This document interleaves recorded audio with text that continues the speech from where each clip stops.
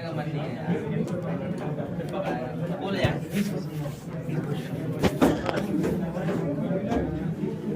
क्या गया डीटीएस बाकी था क्या? अच्छा एक डीटीएस बाकी था। आज फुल ऑन डेडलाइन पे चल रहा है। अच्छा एनीवे तो फिर थोड़ा जल्दी बताओ। Will try to cover it quickly.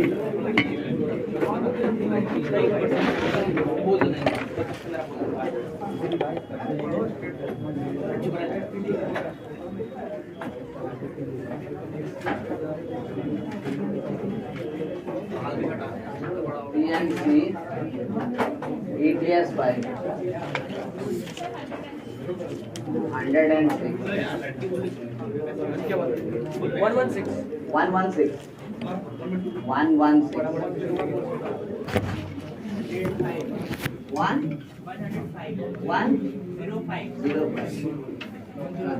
and please आप शांति रहो ताकि सुनाई दे मुझे। 108 110 109 112 107 107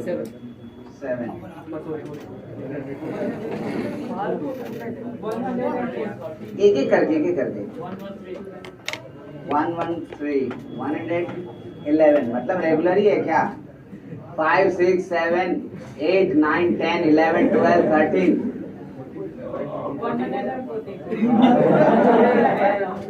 अब देखो अगर टाइम वेस्ट करोगे तुम्हारा ही टाइम वेस्ट होगा, इसलिए सिंपल सी बात को समझ लो।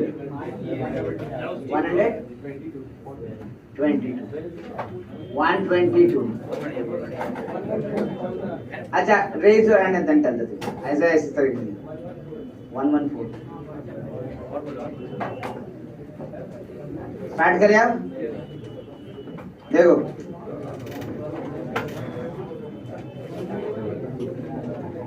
स्टार्टिंग फ्रॉम 105 और ध्यान दो, बातें नहीं करो, जल्दी जल्दी अगर कवर करना है तो ध्यान देना पड़ेगा। The number of ways in which 7 men and 6 women can dine at a round table if no 2 women are to sit together is given. Now please बात बंद करो। राउंड टेबल पे सबसे पहले number of ways to arrange 7 men, correct ना? कितना होगा? तो 7 फैक्टोरियल बाय 7 सर्कल पे आ गया। देखो ऐसे main 1 main 2 main 3 main 4 main 5 main 6 main 7 ऐसे हो गया ना। देखो 7 आदमी को पहले अरेंज कर दिए। क्या ऐसा क्यों? क्योंकि पहले आदमी को अरेंज किए, कारण ये था कि भाई कोई भी 2 वुमेन साथ में नहीं बैठनी चाहिए, तो गैप मेथड में जाना था। अब गैप्स हमारे पास कितने हैं? तो 1 2 3 4 5 6 और 7 और कितनी विमेन है हमारे पास? 6। तो भाई 7 में से 6 गैप्स चाहिए, तो टोटल नंबर ऑफ वेज हम लोग लिखते हैं। देखो टोटल नंबर ऑफ वेज, तो सबसे पहले तो 6 फैक्टोरियल मेन को अरेंज करने का, उसके बाद 7C 6 7 में से 6 गैप ले लिए। अब उस गैप में वुमेन्स को आपस में क्या करेंगे? अरेंज। तो इनटू क्या लिखेंगे? 6 फैक्टोरियल। अब देखो जरा सा, ये तो 6 फैक्टोरियल छोड़ दो, 7C 6 यानी कितना होता है? 7C 6 यानी कितना हुआ? 7। तो 7 इंटू 6 फैक्टोरियल हो गया ना, यानी आप इसको 6 फैक्टोरियल इंटू क्या लिख सकते हो? 7 फैक्टोरियल। यही आंसर हो, यानी option A.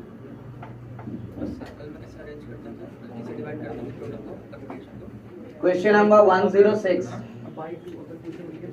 The number of ways to give 16 different things to 3 person ABC so that B gets 1 more than A and C get 2 more than B. तो भाई ध्यान दो, यानी A कह रहा है कि B A से 1 ज्यादा और C B से 2 ज्यादा लेगा। तो मान लेते हैं कि A को let A get X implies B gets कितना हो जाएगा? तो B को कितना चाहिए था? 1 more than A, तो x plus 1 and C gets कितना हो जाएगा? तो जितना B को दिए हैं 2 ज्यादा चाहिए, यानी x plus 3 कितना हो गया? देखो is the number of way। अब इसमें डिस्ट्रीब्यूट करना है, यानी किसको कितना मिला? तो टोटल है x into x plus 1 plus x plus 3 is equal to 16। अब यहाँ से x का वैल्यू निकाल लो, कितना हो गया? तो 3x is equal to 12, so x is equal to 4, यानी a को एक्चुअली कितना मिला? तो 4, ये हो गया 4, ये हो गया 5 और ये हो गया कितना 7, ये ना हो गया। यानी अब distribution, number of ways to distribute, number of ways to distribute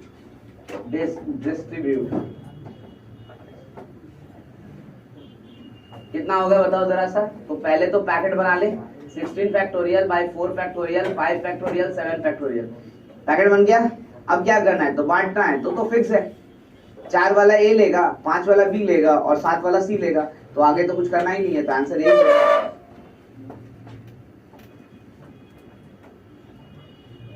107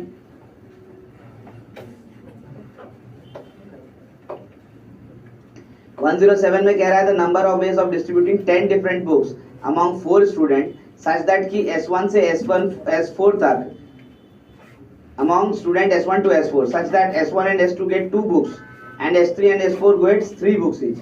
ये तो क्लास का क्वेश्चंस करवा रहे हो तुम लोग, और कुछ नहीं है भाई। टोटल कितना है हमारे पास, तो टोटल 10 डिफरेंट बुक्स है, तो 10 factorial by 2 factorial into 2 factorial into 3 factorial into 3 factorial into 1/2 factorial into 1/2 factorial. ये तो हमने पैकेट बना लिया, करेक्ट ना। पैकेट कैसे बनाया, तो एक पैकेट में 2, एक पैकेट में 2, एक पैकेट में 3, एक पैकेट में 3 बन गया हमारा टोटल डिस्ट्रीब्यूशन, है ना। और चूंकि ये दोनों पैकेट साइज सेम है तो 1/2 फैक्टोरियल, ये दोनों पैकेट साइज सेम है तो 1/2 फैक्टोरियल। उसके लिए अब बांटना है, तो बांटने में भी ध्यान रखना है, ये 2-2 वाला जो है वो S1 S2 को जाएगा और ये जो 3-3 वाला है वो S3 और S4 को जाएगा। तो इसका मतलब S1 और S2 के बीच में 2 फैक्टोरियल से और S3 और S4 के बीच में भी 2 फैक्टोरियल से। So total number of veg हमारे पास कितना हो गया, तो 10 फैक्टोरियल बाय 2 फैक्टोरियल का होल स्क्वायर इंटू 3 फैक्टोरियल का होल स्क्वायर, यही आंसर है, देखो है ना। ऑप्शन डी दिख रहा है, देखो ठीक है। 108 क्वेश्चन 108 सब क्लास का करवाया हुआ क्वेश्चन है। आप अगर नोट्स पढ़ते तो आपको नजर आएगा, इस तरह से हम लोगों ने डिस्कस किया है समझो। If 3 and different things can be equally distributed among 3 person in k ways, then the number of ways to divide them in 3 and things in 3 equal groups is what? Now will you please maintain silence? अगर बातें नहीं करोगे तो हम लोग जल्दी कर पाएंगे। कह रहा है कि 3 and different things है जिसको इक्वली 3 पार्ट में 3 पर्सन्स को बांटा गया है, वो k तरीका है। तो k is nothing but number of ways to distribute 3 and things objects among 3 persons equally, यही कह रहा है। तो इसका मतलब k को कैसे लिखेंगे, तो पहले पैकेट बना लीजिए। पैकेट कैसे बनाएंगे आप, तो ऐसे 3n फैक्टोरियल बाय कितना हो जाएगा, तो n factorial into n factorial into n factorial 1/3, है ना। क्यों भाई, तो तीनों को इक्वली ग्रुप में बांटना है, तो एक में तो नहीं आएगा ना। अब बांटना किसके बीच में, तो 3 पर्सन के ग्रुप में, तो क्या लिख देंगे, इंटू 3 फैक्टोरियल। ये पैकेट बनाए देखो, और ये पर्सन के बीच में बांटे, ध्यान दो।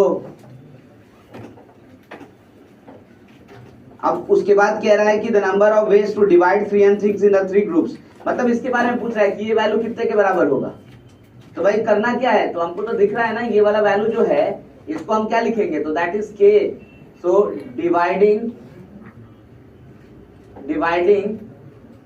3n objects into 3 equal parts into 3 factorial, ये ना लिख रहे हैं। अब आपसे पूछ रहा है कि ये वैल्यू कितने के बराबर होगा, तो इसको उधर डिवाइड कर दो, है ना। तो इसको अगर आप नाम दे देते हो s, तो आप लिखोगे s इंटू 3 फैक्टोरियल। आपसे पूछ रहा है s क्या होगा, तो that is nothing but k by कितना होगा, इससे ज्यादा क्या होगा, खत्म। ऑप्शन देखो लिखा होगा k बाई 3 फैक्टोरियल, कहीं ना कहीं।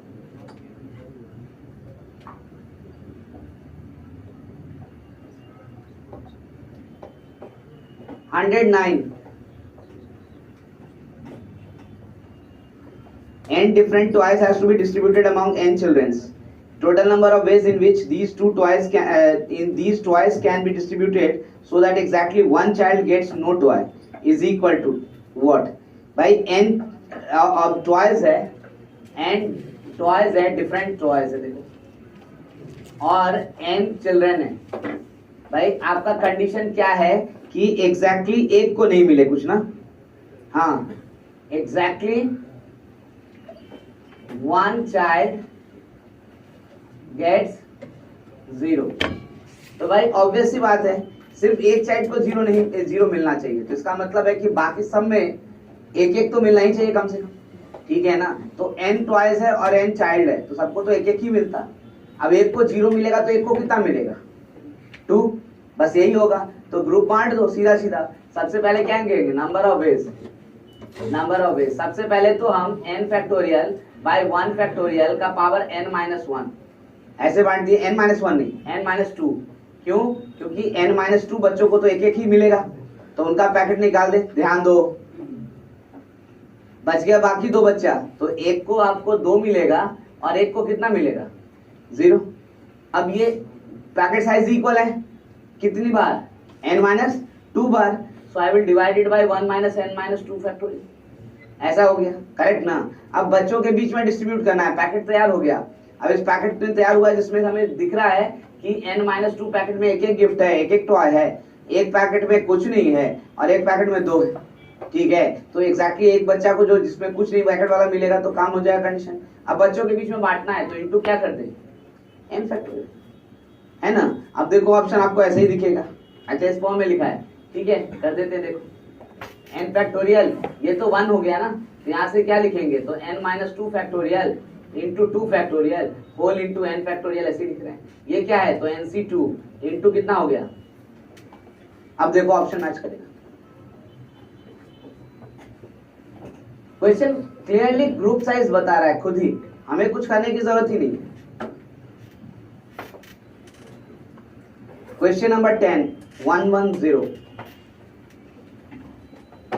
question number 110, the number of ways in which a pack of 52 cards will be distributed equally among 4 players so that each may have ace, king, queen and jack of the same suit is। अच्छा, अगर ये सिर्फ question option के कारण आया है तो option A में करेक्शन की जरूरत है। वो 361 फैक्टोरियल लिखा है, शुड बी 36 फैक्टोरियल, ध्यान रखो, ठीक है। ऑप्शन ए में करेक्शन की जरूरत है, that should be 36 factorial only, उसको करेक्ट कर लो, ठीक है। अब ये क्या कह रहा है कि एस, किंग, क्वीन और जैक हर सूट का जो है ना वो एक ही प्लेयर के पास जाना चाहिए। तो ठीक है, हमारे पास कितना सूट होता है, 4 ना, तो ये 4 का जो पैक है बना देंगे। देखो एक बना दिया, फिर दूसरा बना दिया, एक क्वीन जैक, दूसरा बना दिया, ये एक तीसरा बना दिया, एक किंग क्वीन जैक और एक चौथा बना दिया, एक किंग क्वीन जैक, एक चौथा बना दिया। इन सबको हटा देते हैं, है ना, ये बाद में बांटेंगे, ये तो हमारे पास ग्रुप है ही ना। इसके अलावा हमारे पास कितना कार्ड बच गया, नाउ ओनली 36 कार्ड्स रिमेन। नहीं हो जाएगा, 52 में से 16 हटा देंगे तो अब 36 कार्ड्स को पहले बांट लेते हैं, बाद में ये बांटेंगे। तो 36 कार्ड्स को कितने पार्ट में बांटना है, 4 पार्ट में ना। तो नंबर ऑफ वेज क्या होगा बताओ जरा सा, तो एक को कितना मिलेगा, 9 मिलेगा, ठीक है। तो 36 फैक्टोरियल बाय क्या लिखेंगे, तो 9 फैक्टोरियल 9 फैक्टोरियल 9 फैक्टोरियल कितनी बार, 4 टाइम, है ना। अब पहले पैकेट बनाना है तो इसलिए इंटू 1 बाय क्या लिख देंगे, 4 फैक्टोरियल। उसके बाद आदमी लोगों को भी देना है तो इंटू क्या लिख देंगे, 4 फैक्टोरियल। ये क्या डिस्ट्रीब्यूट हुआ, तो कार्ड, कौन सा कार्ड, तो 36। उसके बाद ये जो पैकेट बनाए थे उसका क्या करेंगे, तो वो भी बांटिए।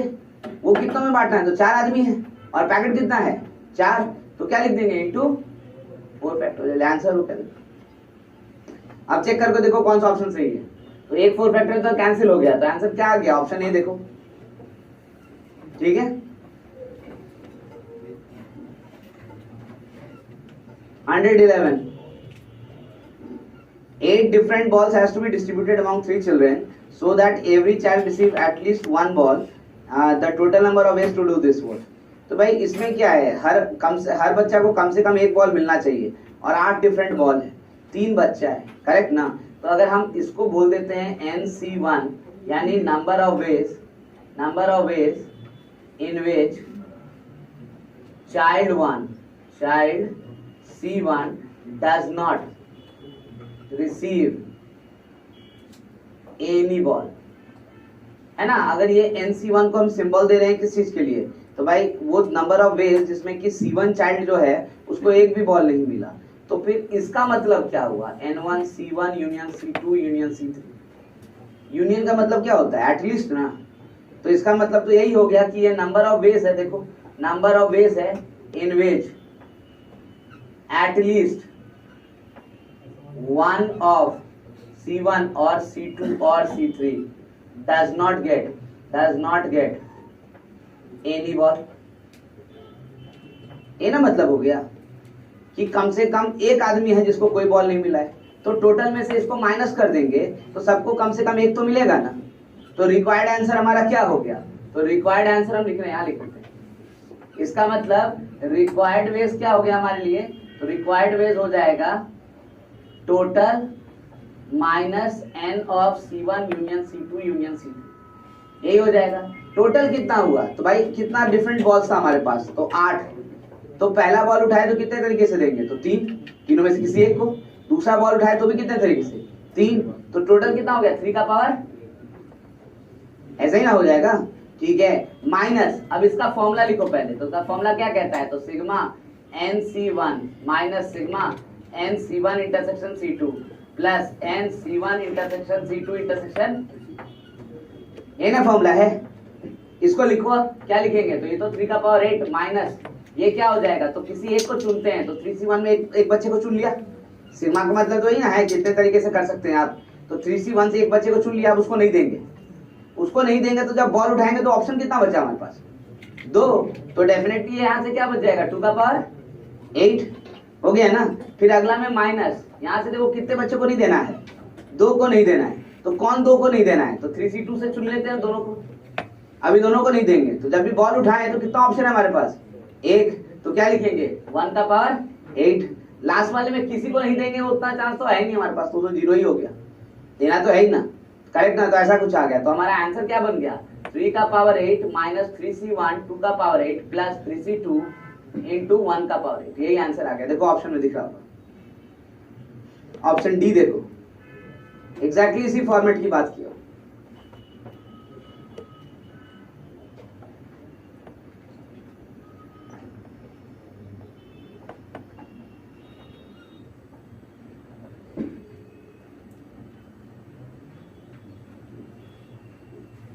क्वेश्चन नंबर 112,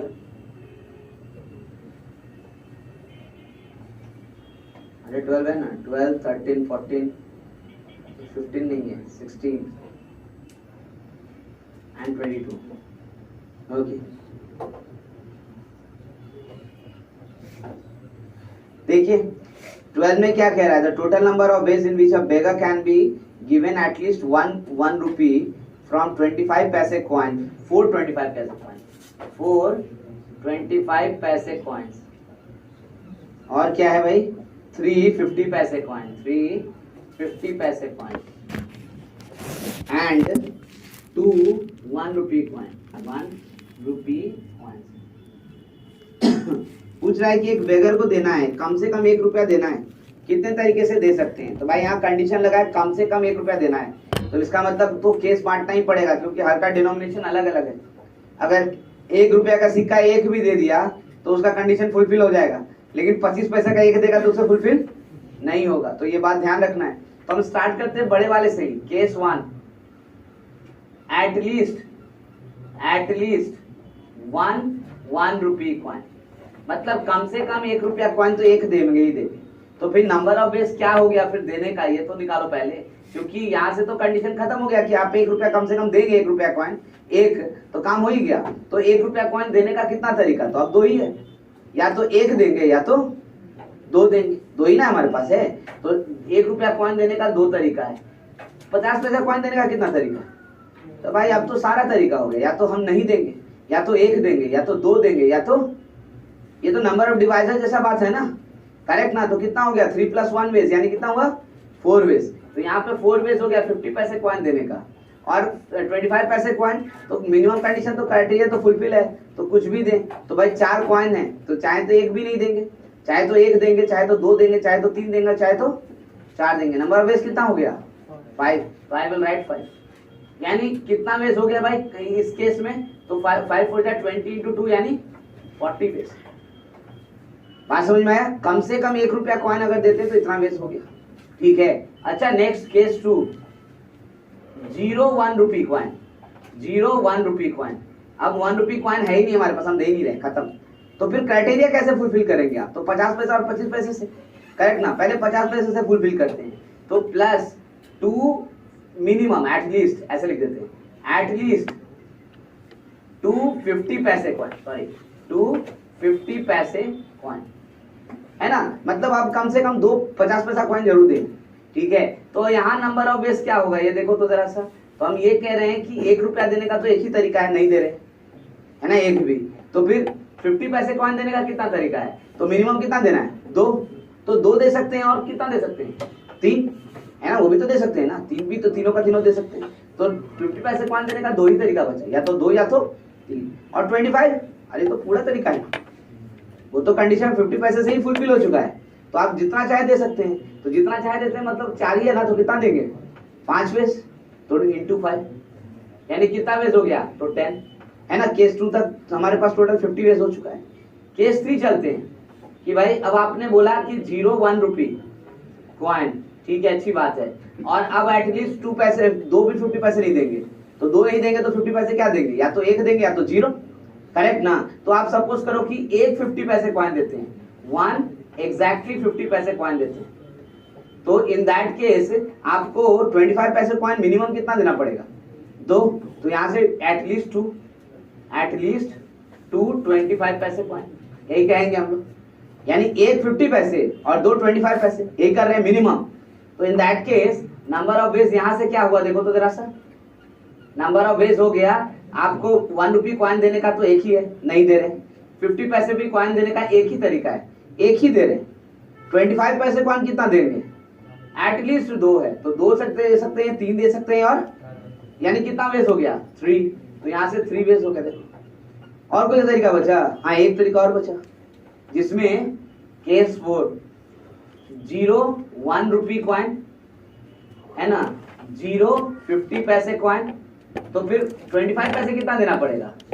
4 25 पैसे कॉइन, है ना। और 4 से ज्यादा तो दे ही नहीं सकते, तो एटलीस्ट बोलने का कोई सेंस ही नहीं उठता है। तो यहाँ नंबर ऑफ वेज क्या हो जाएगा देखो तो, नंबर ऑफ वेज 1 रुपी भी एक तरीका है, 50 पैसे भी एक तरीका है, 25 पैसे भी एक तरीका है, टोटल कितना हो गया? 1। सो टोटल वेज कितना हो गया देखो जरा सा, टोटल कितना हो गया ये आइडेंटिफाई करो। तो 40 plus 10 50, 53 plus 1 54, so 54 is the answer.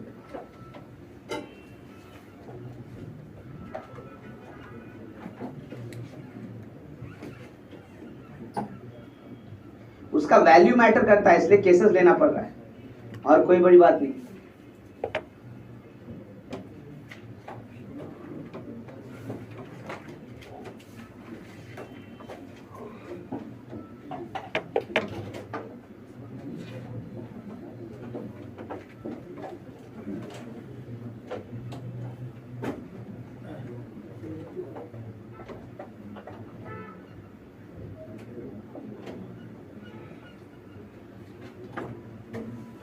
105 और 106 क्लियर कर सकते हैं? कोई नोट कर रहा है?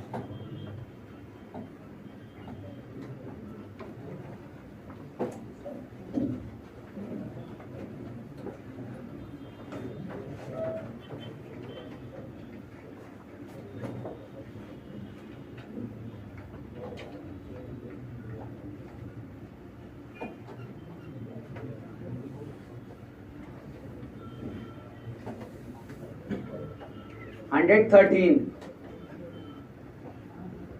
The number of ways in which 10 candidates A1, A2, A3, A10 can ranked up to so that A1 always above A2. Class का क्वेश्चन है भाई।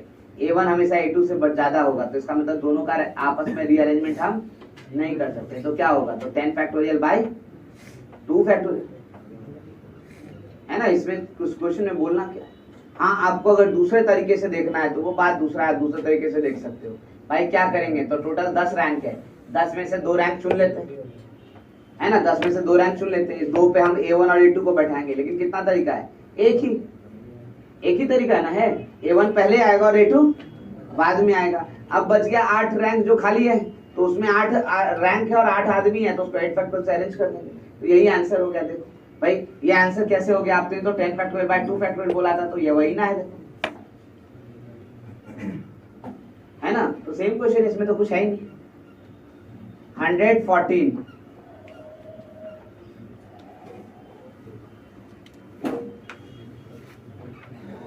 let a be a 4-digit number a1 a2 a3 a4, a1 is greater than a2 is greater than a3 is greater than a4, n of a is equal to what? आपको कोई number बनाना है a1 a2 a3 a4 और ये भी बोल रहा है कि a1 बड़ा है, a2 से बड़ा है, a3 से बड़ा है, a4 से बड़ा है, कि ऐसा कितना नंबर बना सकते हैं? तो भाई सब डिफरेंट है ना, देखो कोई भी इक्वल तो नहीं है, तो 4 डिफरेंट डिजिट चाहिए ना, और हमारे पास डिजिट्स कितने हैं? तो 10, 0 से लेकर के कितना 9 तक, करेक्ट ना? तो 10 में से कितना डिजिट चुनना पड़ेगा इसको अरेंज करने के लिए? 4 ना, करेक्ट ना? और उसको अरेंज भी करना है क्या? तो नहीं, वो अपने आप अरेंज हो जाएगा, जो सबसे बड़ा होगा सबसे पहले होगा, जो सबसे छोटा होगा सबसे लास्ट में होगा। अब 0 का क्या टेंशन कि पहला प्लेस पे 0 नहीं आना चाहिए, तो 4 डिजिट चुनोगे तो उसमें अगर 0 हुआ भी तो वो कहाँ जाएगा? A1 बनेगा क्या? वो हमेशा क्या बनेगा? A4। उससे हमको टेंशन नहीं है, तो खाली 4 डिजिट चुनना है आपको, ज्यादा कोई काम नहीं करना है। तो नंबर ऑफ वेज है ना, n ऑफ a कितना हो जाएगा? तो 10c, बस कहानी खत्म, कुछ करना ही नहीं। ये हो गया 10 factorial by 4 factorial into 6 factorial, यानी 10 इंटू 9 इंटू 8 इंटू 7 बाई 24। यहाँ से कट गया 3, यहाँ से कट गया 3, 210।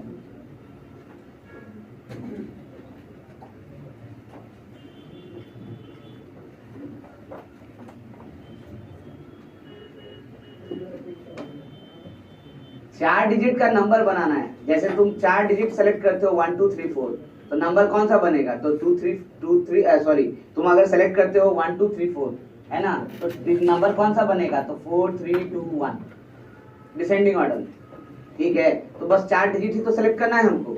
अब टेंशन है कि कहीं 0 पहला प्लेस पे ना आ जाए, तो कभी नहीं आएगा, क्योंकि अगर मान लो सिलेक्शन में 0 आता भी है, मान लो ऐसे सिलेक्ट हो जाता है हमारा, है ना, ऐसे इसको नहीं लेकर के हम ऐसे 0 5 6 9 ऐसे सिलेक्ट हुआ 4 डिजिट, तो नंबर कौन सा होगा बताओ? ये वाला 9 6 5, उसमें तो टेंशन है ही नहीं।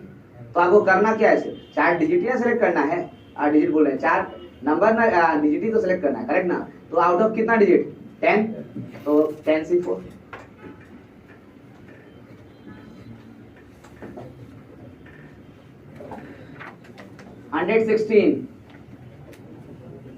Two teams are to play a series of 5 matches between them. A match ends in a win or draw or a loss or a draw for a team. A number of people forecast the result of each match. No two people makes the same forecast for the series of match. The smallest group of people in which one person forecasts correctly for all the matches will contain n people, where n is equal to what? देखो क्या कह रहा है कि 5 match खेला जा रहा है क्रिकेट का। अब सपोज करो मैच का जो आउटकम है वो 3 तरीके से हो सकता है, या तो एक टीम जीतेगा, किसी टीम की पर्टिकुलर के बारे में बोल रहे हैं तो जैसे इंडिया के बारे में बोले तो या तो इंडिया जीतेगा, या तो हारेगा, या तो ड्रॉ हो जाएगा, 3 आउटकम्स है। अब वो बोल रहा है कि हर आदमी अगर अपना अपना प्रिडिक्शन करता है कि 5 मैच में क्या क्या होगा, और किसी 2 का प्रिडिक्शन सेम नहीं है तो कितना आदमी होना चाहिए कि कम से कम एक का तो डेफिनेटली सही हो जाए, कि सारा का सारा फोरकास्ट सही हो जाए। ऐसे सोचो, उल्टा सोचो। हम क्वेश्चन लिखे हैं बोर्ड पे और 4 ऑप्शन दिए है ना, 4 ऑप्शन दिए। अब कितना आदमी मिनिमम चाहिए कि एक एक ऑप्शन बोले तो एक ऑप्शन कम से कम सही हो? 4। क्यों? 3 होगा तो फिर सही हो भी सकता है यार, पक्का है ना? तो मिनिमम कितना आदमी चाहिए? 4। तो वहां पे भी जितना तरह से आप ऑप्शन होगा उतना ही आदमी होना चाहिए। तो हर मैच का कितना ऑप्शन है? 3। तो कितना मैच खेल रहे हो? तो 3 इंटू 3 कितनी बार? 3 का पावर 5, उतना ही आदमी होना चाहिए। बात समझ में आया? ठीक है ना? तो यहाँ से क्या हो जाएगा? तो डेफिनेटली ऐसे कह सकते हैं, देखो number of persons required is equal to number of ways to forecast, and that is equal to 3 into 3 into 3 into 3 into 3, that is 3 का पावर 5, and 3 का पावर 5 होता कितना है? तो 240, so 243%।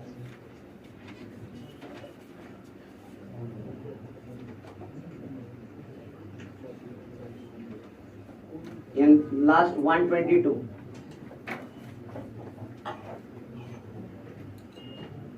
A family consists of grandfather, m sons and daughters, 2n grandchildren. They are to be seated in a row for a dinner. The grandchildren wishes to occupy n seat at each end, and the grandfather refuses to have grandchildren on the either side of him. How many ways a family can made be sit? Okay, so we are having one grandfather. अच्छा, m sons और daughters,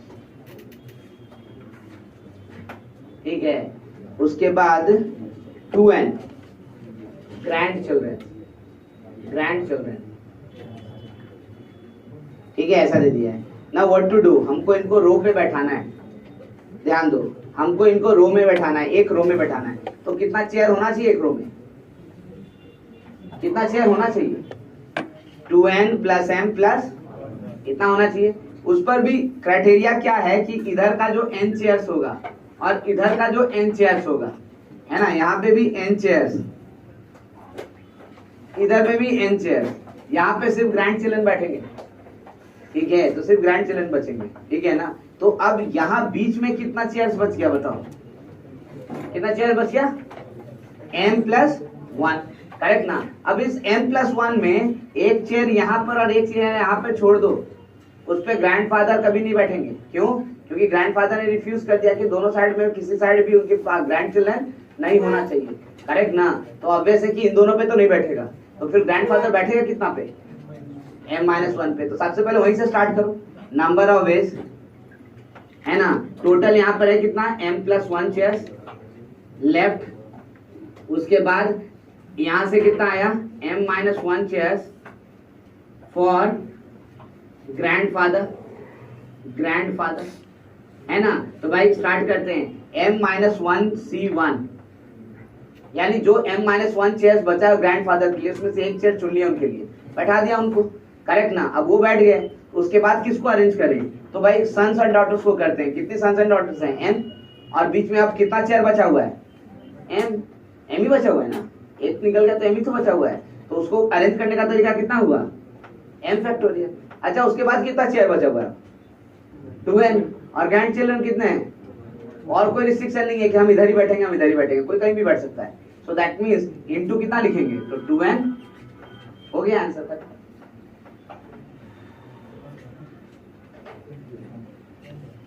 ठीक है.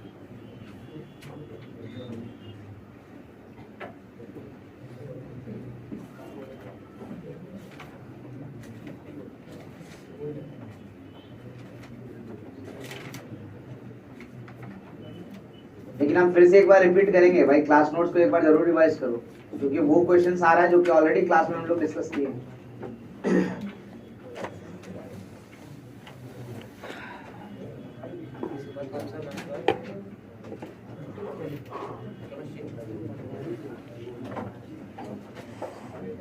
कहाँ तक straight line में किए थे हम लोग? स्लोप इंटरसेप्ट फॉर्म हम लोग डिस्कस किए थे. आज आपको हम लोग को सर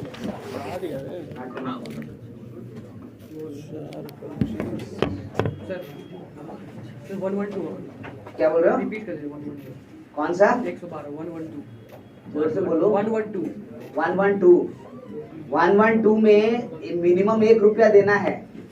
तो मिनिमम 1 रुपया तो 2.50 पैसा मिलके भी हो जाता है ना, और 4.25 पैसा मिलके भी हो जाता है. तो मिनिमम 1 रुपया का क्राइटेरिया आपको फुलफिल करना है. उसके बाद बांटिए, कितना भी बांट सकते हैं. तो भाई कितने तरीके से मिनिमम 1 रुपया हो सकता है, वही केस बना रहे हैं. या तो 1 रुपया का एक सिक्का हो जाएगा तो भी 1 रुपया हो गया. तो पहला केस वही है कि एटलीस्ट 1 रुपया का एक सिक्का देंगे. अब 1 रुपया का एक भी सिक्का नहीं दे रहे हैं, तो अब 1 रुपया कैसे बनाएंगे? तो 2.50 पैसा. तो केस 2 देखो, 2.50 पैसा से, है ना. अब उसके बाद क्राइटेरिया 3 कि अब 2.50 पैसा भी नहीं देंगे, तो क्या करेंगे? तो फिर 1.50 पैसा और कम से कम 2.25 पैसा. तीसरा केस बन गया.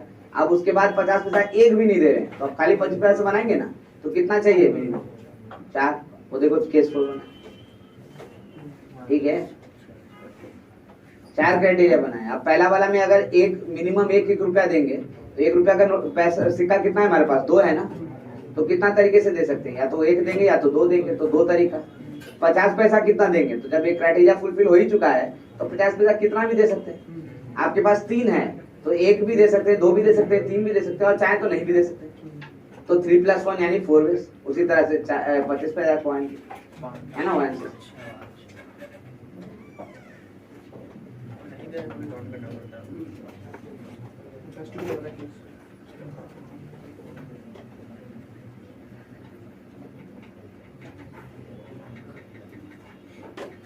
ठीक है, फिर हम लोग अब मतलब ये तो लास्ट था ना डीटीएस इसका एनसी का, तो अब हम लोग फुल प्लेन स्ट्रेट लाइन पे आ रहे हैं क्योंकि इस बार के टेस्ट में शायद वही शेड्यूल हुआ है ना। तो थोड़ा ध्यान रख करके वर्कआउट करना स्टार्ट कीजिए। आज के क्लास के बाद आप डीटीएस 1 लगभग अटेम्प्ट ले सकते, ठीक है, क्योंकि आप ऐसे ही पलट के देखेंगे तो आज क्लास के पहले भी आप ले सकते थे। बहुत सारा चीज हम लोगों ने कर रखा है, सेक्शन फॉर्मूला ये सब दिया हुआ है तो कर सकते हैं। हाँ, स्ट्रेट लाइन का इक्वेशंस नहीं लिखा था, तो आज हम लोग स्ट्रेट लाइन के इक्वेशंस लिख लेंगे तो शायद और रिलैक्स हो जाएंगे, आप बिल्कुल आराम से कर सकते हैं।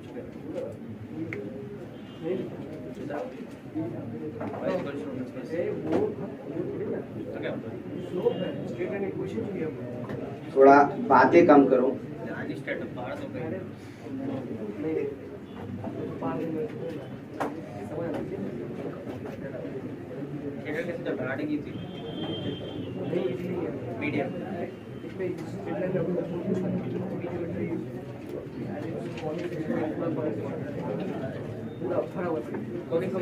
और थोड़ा जल्दी इसका प्रैक्टिस स्टार्ट करेंगे, ध्यान दो, बात नहीं करो, थोड़ा जल्दी इसका प्रैक्टिस स्टार्ट करेंगे क्योंकि इसमें 6 डीटीएस है।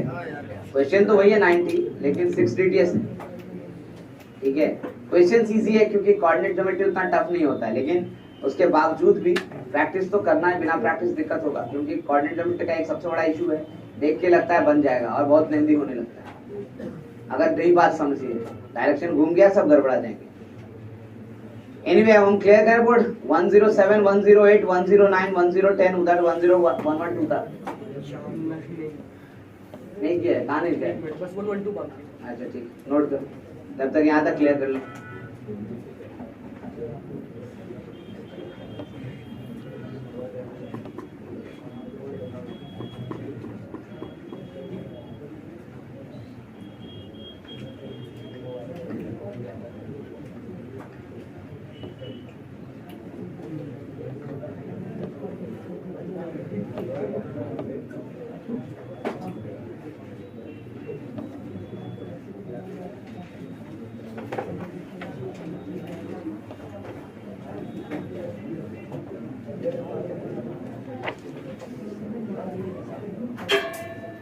Okay now please concentrate. हो गया, इनको नोट करना है, करने दीजिए। अभी मैं बोल रहा हूँ उसको भी सुनिए क्योंकि पहले तो पिछले क्लास में जो भी किए थे उसको ही थोड़ा सा रिव्यू करें तब आगे बढ़ेगी, क्योंकि सारा फॉर्मेट एक साथ होना चाहिए तब बात समझ में आएगा, करेक्ट ना। तो पहला पार्ट तो ऑलरेडी हम लोग डिस्कस किए थे।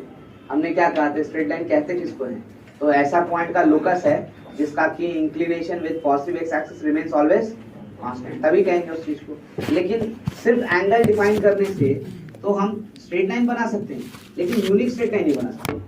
हमने ये भी दिखाया था कि पैरेलल लाइंस बन सकता है बहुत सारा इनफाइनाइट, तो हमको यूनिक के लिए क्या चाहिए, एक और इन्फॉर्मेशन, है ना, तब हम लोग फॉर्मेट बनाएंगे। और एंगल भी ऐसे नहीं देता है, एंगल भी किसी ना किसी ट्रिग्नोमेट्रिक रेशियो लगा करके दिया जाएगा। तो भाई उसके लिए हम लोगों ने tan थीटा डिफाइन किया था कि मान लीजिए कि थीटा जो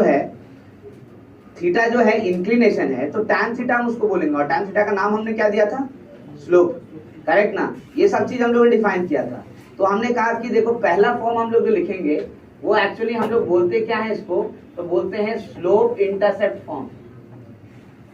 इंटरसेप्ट फॉर्म यहाँ तक लास्ट क्लास में हम लोगों ने डिस्कस किया था। मैं वापस एक बार फिर से रिपीट कर दूं क्योंकि सारा फॉर्म रहेगा तो ज्यादा अच्छा है। मैं फिर से बोल रहा हूँ कि स्लोप इंटरसेप्ट फॉर्म क्यों बोला जा रहा है, तो यहाँ पे जो गिवन इंफॉर्मेशन है वो दो ही चीज है, एक स्लोप है और दूसरा इंटरसेप्ट है। लेकिन थोड़ा सा इसमें एम्बिग्यूटी है। क्या भाई एम्बिग्यूटी है कि इंटरसेप्ट मतलब होता क्या है ना। हम बोले अगर ये y इंटरसेप्ट है तो आप पूछोगे फिर x इंटरसेप्ट क्यों नहीं दिया गया इसमें, तो एम्बिग्यूटी यही है कि भाई जो इन्फॉर्मेशन ले लिया गया उसी को हम लोग फॉलो कर रहे हैं। यहाँ पे दो इन्फॉर्मेशन दिया जाएगा, उसमें से एक इन्फॉर्मेशन जो होगा वो स्लोप होगा, स्लोप यानी m यानी क्या, तो tan, और दूसरा इन्फॉर्मेशन y इंटरसेप्ट दिया गया है, ध्यान रहे गलती से भी इसको एक्स इंटरसेप्ट ना माने, ये हमेशा वाई इंटरसेप्ट की बात हो रही है, क्योंकि पहला फॉर्मेट है इसलिए इसको एज इट इज एक्सेप्ट कर रहे हैं। हाँ, इसमें रेक्टिफिकेशन की जो जरूरत है उसको आगे करेंगे हम, लेकिन पहले स्टार्ट तो यहीं से कर रहे हैं कि इंटरसेप्ट मतलब वाई इंटरसेप्ट। अच्छा, इसका मतलब क्या होता है? तो मैंने ये भी बताया था, देखो वाई इंटरसेप्ट अगर कोई कह रहा है कि सी है, तो इसका मतलब ये है कि line intersect y axis at 0, क्या होगा, यही मतलब होता है इंटरसेप्ट। अगर हम इसको x इंटरसेप्ट लिखते हैं तो line intersect x axis at what point, c, correct ना? तो इंटरसेप्ट का मतलब फिलहाल इतना ही है, इससे ज्यादा कुछ भी नहीं। ठीक है, अब मैंने बोला कि फिर इक्वेशन कैसे निकालेंगे, तो हम आपको ये भी बता चुके हैं कि भाई देखिए ऐसे आप ले लीजिए स्ट्रेट लाइन का इक्वेशन, जो जो दिया हुआ उसको प्लॉट कर लेते हैं, यही प्लॉट कर ले रहे हैं क्योंकि लास्ट क्लास में भी किए थे। क्या दिया हुआ था जरा सोचो, तो भाई ये वाला पॉइंट दिया हुआ था, ये पॉइंट क्या होगा, तो 0, c, क्योंकि ये y एक्सिस है ना? और ये वाला एंगल थीटा दिया हुआ है आपको, और कुछ नहीं दिया हुआ है, बस ये दो इन्फॉर्मेशन है। हमको क्या निकालना है, इस लाइन का लोकस। अब लाइन का लोकस निकालना है, तो लोकस मतलब relation between x and y, तो x और y तो चाहिए, है ना? तो कहां से निकालें, तो बोले कोई आर्बिट्री पॉइंट चुन लो यहाँ पे P। अब इसी को कह लेते हैं क्या, x, यानी इसी का लोकस निकालेंगे, है ना? अब जरा सोच के देखो कि एक point P x comma y लिए हैं, तो इससे हमको क्या पता चला, तो मैंने कहा यहाँ से परपेंडिकुलर डालो, ये m है ये o है, तो o m पता है हमको, क्या होगा x। अगर वही चीज यहाँ q से यहाँ परपेंडिकुलर डाल दे, r लिख दे, तो qr भी पता है, वो भी कितने के बराबर, x। तो भाई यहाँ से qr जो है वो x के बराबर है ना? और pr का लेंथ कितना होगा बताओ, तो ये तो y माइनस, ये एंगल क्या होगा बताओ जरा। तो भाई इस ट्रायंगल के अंदर तो बहुत कुछ जान गए हम, है ना? अब अगर इस ट्रायंगल के अंदर हम tan थीटा लिखते हैं, मान लो tan थीटा लिखते हैं, तो tan थीटा क्या लिखोगे, परपेंडिकुलर y, और परपेंडिकुलर क्या दिख रहा है आपको, और बेस क्या दिख रहा है, बट tan थीटा को तो आप क्या कह रहे हो, m। तो भाई अगर उसके जगह m रिप्लेस कर दोगे तो इक्वेशन क्या बन जाएगा, y is equal to mx plus, है ना? इसी फॉर्म को हम लोग बोल रहे हैं क्या, तो स्लोप इंटरसेप्ट, है ना? अब देखो जैसे इस इंफॉर्मेशन के बाद इस इक्वेशन को निकाले हैं, तो देखते ही पता चल गया कि स्लोप क्या है और इंटरसेप्ट क्या है। यानी अगर कोई एक स्टार्ट भी करे, आपसे पूछे एग्जांपल में कि चलिए हम एक लाइन लिखते हैं y is equal to 3x plus 4, मुझे बताओ तो जरा से यहाँ पे स्लोप क्या है इस लाइन का, स्लोप क्या है इस लाइन का, 3 ना, पक्का है ना? कंपेयर करके तो देख सकते हो ना। और 4 क्या है यार, y इंटरसेप्ट है कि नहीं? अगर कोई बोल दे 2y प्लस, ऐसे लिख दे 2y is equal to 3x plus 1, अब बताओ तो यहाँ पे स्लोप क्या है इस लाइन का, 3/2, यानी उसको पहले कंपेयर कर लेंगे तब तुरंत पता चल रहा है, देखो, है ना? और y इंटरसेप्ट क्या है, 1/2, है ना? तो इन्फॉर्मेशन अगर हमको दिख रहा है तो हम डायरेक्ट कई बातें बोल पाएंगे, करेक्ट? इसलिए इन्फॉर्मेशन के थ्रू हम लोग चल रहे हैं। लेकिन फिर भी एक बात उठता है कि आपने y इंटरसेप्ट लिया, मेरे दिमाग में अभी भी आ रहा है कि x इंटरसेप्ट क्यों नहीं लिया, है ना? तुम्हारी बात तो सही है, आपके दिमाग में क्या, हर के दिमाग में आया कि भाई y इंटरसेप्ट क्यों आप ले रहे हैं, x इंटरसेप्ट लीजिए। फिर बात हुआ कि चलो ठीक है x इंटरसेप्ट लेके बनाते हैं, फिर बात हुआ कि x इंटरसेप्ट क्यों लेंगे आप और y इंटरसेप्ट क्यों लेंगे, अरे कोई भी पॉइंट मिल जाए तो काफी है ना। अरे y इंटरसेप्ट यानी एक पॉइंट ही तो मिले रहे हो आप, 0, c। x इंटरसेप्ट करेंगे तो एक पॉइंट ही तो लोगे, c, तो फिर वही x एक्सिस और y एक्सिस पे ही क्यों, कहीं पर भी होगा तो आपको तो बनाना चाहिए ना, करेक्ट ना? तो x इंटरसेप्ट लेने के बजाय आप सीधा सीधा स्लोप पॉइंट फॉर्म लो।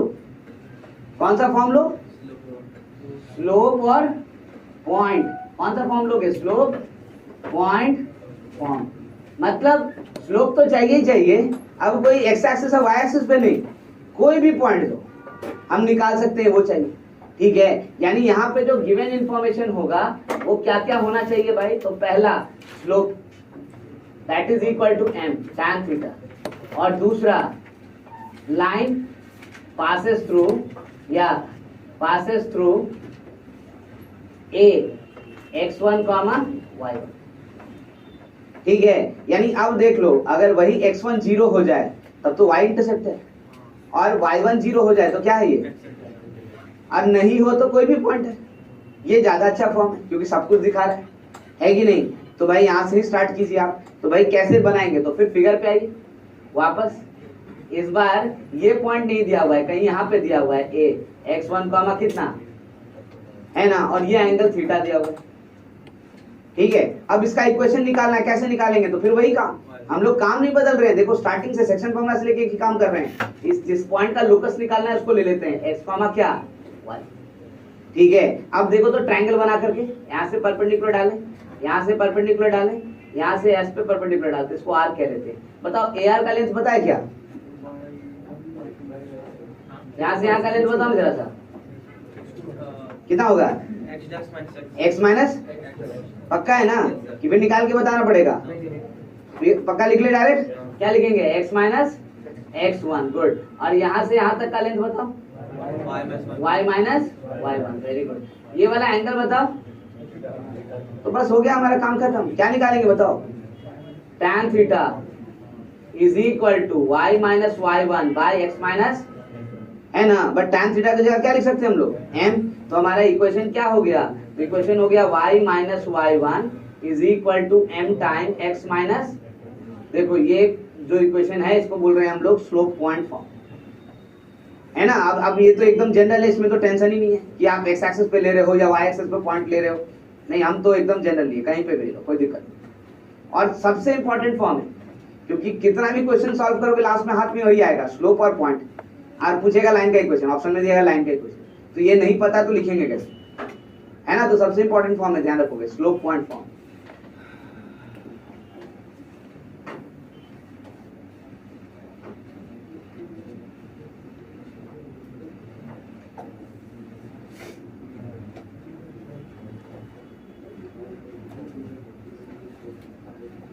दो फॉर्मेट हो गया हमारा स्ट्रेट लाइन का, देखो लिखने का तरीका। अब गलतियां तो खत्म है लगभग, यानी इतना से तो हमारा काम चल जाएगा।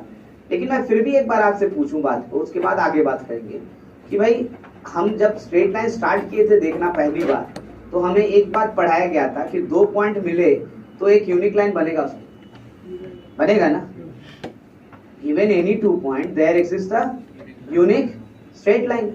तो भाई आपको स्लोप क्यों चाहिए, स्लोप क्यों चाहिए, दो पॉइंट मिले तो भी तो यूनिक लाइन बना रहे हो, तो निकालो लाइन, निकालना पड़ेगा ना। अब ये तो मजबूरी हो गया, ध्यान दो प्लीज, इसका मतलब ये तो मजबूरी हो गया हमारे पास कि दो पॉइंट के साथ भी हमको लाइन का इक्वेशन लिखना पड़ेगा, ठीक है। तो भाई तीसरा वाला फॉर्म जो है हमारा, हम वही फॉर्म बना रहे हैं, उसको हम लोग क्या कह रहे हैं, इसको तो टू पॉइंट फॉर्म, यानी इस बार स्लोप दिया ही नहीं जाएगा। क्या दिया जाएगा हमको, तो वो पॉइंट्स जिसके थ्रू लाइन पास कर रहे हैं, यानी गिवन क्या होगा, गिवन होगा line passes through the points A x1 comma y1 and B x2 comma y2। देख लो, दो इंफॉर्मेशन चाहिए था, लेकिन इस बार स्लोप तो दिया ही नहीं।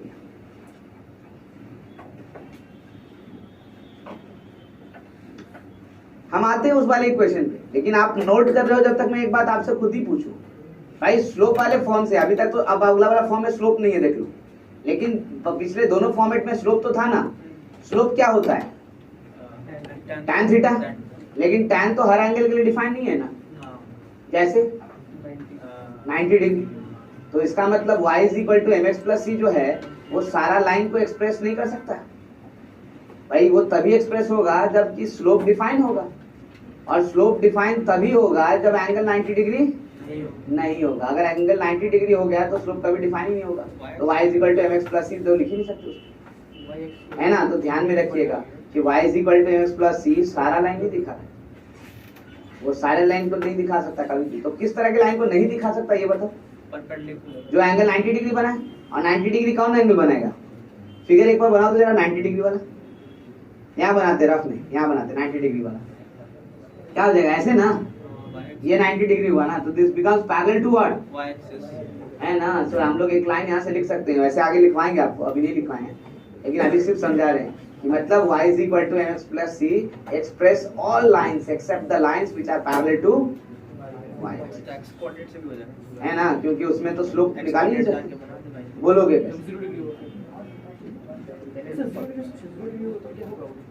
तो क्या होगा, ऐसे कर देंगे, अच्छा आएंगे उस पर भी आएंगे। आई होप इतना में नोट तो हो गया ना लगभग। तो आइए 2 पॉइंट फॉर्म पहले देख लें, उसके बाद बात करते हैं। देखो बहुत सारी चीजें हैं जो धीरे धीरे रियलाइज होगी और जब एक बार हो जाएगी तो एकदम आसान चीज है, कोई दिक्कत नहीं है ना। प्लीज थोड़ा सा शांति से सुनो। 2 पॉइंट दिया गया है ना। चलिए पहले फिगर बना ले। फिगर बनाते हैं तो हमको पता है कि फिगर कुछ ऐसा होगा, यहाँ पर a x1, y1 और यहाँ पे b x2, y2 यही दिया हुआ है। इस बार ये एंगल थीटा भी नहीं दिया हुआ है ना। हमको यही अफसोस लग रहा है कि एंगल थीटा नहीं दिया हुआ है, क्योंकि थीटा दिया होता तब तो हमारा इक्वेशन तुरंत रेडी था। क्यों? क्योंकि हमको एक ही पॉइंट चाहिए था और हमारे पास कितना पॉइंट है? 2। तुम्हारा काम ही हो जाता है। यानी सिर्फ नुकसान किसका है? थीटा का। तो एक बार टारगेट करते हैं कि थीटा निकाल सकते हैं कि हम जरा उसकी बात को देखें। तो हमें क्या क्या पता है जरा देखना। यहाँ से परपेंडिकुलर डालेंगे, इसको O लिखते हैं, इसको M लिखते हैं। तो OM पता है, देखो तो x1 और AM y1 पक्का ना। यहाँ से परपेंडिकुलर डालते देखो, इसको n लिखते हैं, ON पता है ना x2 और BN। अच्छा यहाँ से परपेंडिकुलर डालते हैं, इसको C लिखते हैं। तो आई थिंक हमको AC का लेंथ पता है, देखो x2 माइनस। अच्छा शायद BC का भी लेंथ पता है हमको, कितना हो जाएगा? y2 minus. Very good. अब अगर कोई कहे कि ये एंगल थीटा पता चल गया तो ये भी थीटा हो जाएगा, हम निश्चिंत हो जाएंगे। तो ये थीटा निकाल सकते हैं क्या? तो 100% tan थीटा निकल जाएगा। कैसे? y2 माइनस y1 बाय, है ना। तो I can say in triangle, देखो in triangle ACB tan theta is equal to y2 minus y1 by x2 minus. अब देखो ये बहुत बड़ा बात बता दिया, ये बहुत बड़ा बात बता दिया। ये क्या बात बताया? तो ये एक बात बताया कि अगर 2 पॉइंट दिया रहेगा तो स्लोप हम खुद ही निकाल लेंगे। ये क्या कैलकुलेट किए हम? स्लोप, है ना। तो अगर 2 पॉइंट दिया रहेगा जिससे लाइन पास कर रहा है तो स्लोप तो हम खुद ही निकाल लेंगे इस फॉर्मूला से। तो इसको हम एक अलग फॉर्मूला बना लेते हैं। हम लोग कहते हैं क्या, देखो slope of line passing through A x1, y1 and b x2, y2 is m, then m can be written as y2 minus y1 by x2 minus। ये ध्यान रखना है। यानी हमने क्या कहा कि भाई आप अगर स्लोप नहीं दोगे तो 2 पॉइंट दिए हो ना, 2 पॉइंट दोगे तो हम खुद ही स्लोप निकाल लेंगे। हम कोई और नहीं काम कर रहे हैं, फिर स्लोप ही निकाल रहे हैं। और स्लोप का फॉर्मूला क्या लिखे हम लोग? तो difference between y coordinate divided by difference between x coordinate, that is y2 minus y1 by x2 minus। अब सोचो क्या स्ट्रेट लाइन का इक्वेशन लिखने के लिए हम लोग रेडी हैं? 100%। स्लोप मिल ही गया है और एक पॉइंट चाहिए था, तो एक क्या हमारे पास कितना है? 2 पॉइंट है। तो आराम से कोई एक चुन के लिख देंगे, है ना। कौन सा चुने? x1, y1। तो क्या लिखेंगे बताओ? ये इसको ही यूज करते, इसी को यूज करते, है ना, इसी को यूज करते।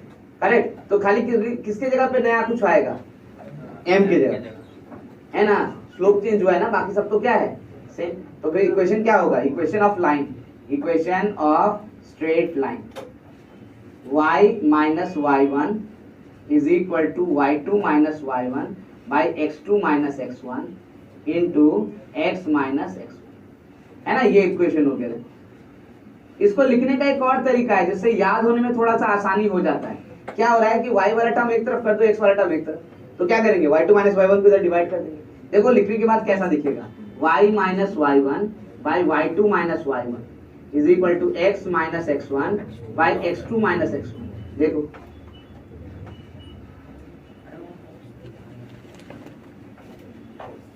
है ना, ये याद रखने में ज्यादा आसानी होगा। वह दूसरा वाला तरीका ज्यादा अच्छा है, तो उसी को याद रखें।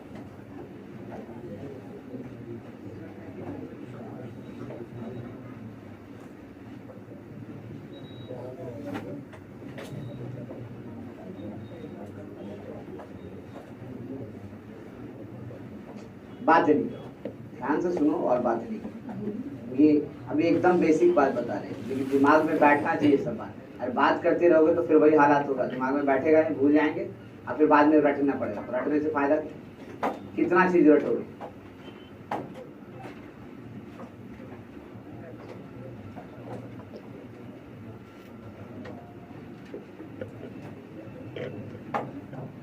एक बार जब याद हो जाएगा तो इन सब का कोई मोल नहीं है, क्योंकि ये तो याद हो चुका है, अब इसका क्या करना है हमको, कोई फायदा नहीं। लेकिन जब तक याद नहीं होता है सबका इंपॉर्टेंस है। अगर एक बार देख के बोल दिया जाए कि सब याद कर लो, स्टेट लाइन का फॉर्मेट है, अब वो हेडेक हो जाएगा, फिर कभी नहीं जिंदगी में याद होगा, फिर कोशिश करेंगे छोड़ ही देते इसको। तो इसलिए इन सब चीज को थोड़ा ध्यान से देखें। अगर बात करते हुए नोट करेंगे तो फिर फायदा क्या है, फिर तो कोई फायदा ही नहीं, क्योंकि आपका दिमाग एक्सेप्ट ही नहीं करेगा। नॉइज हो रहा है इसका मतलब बेकार चीज।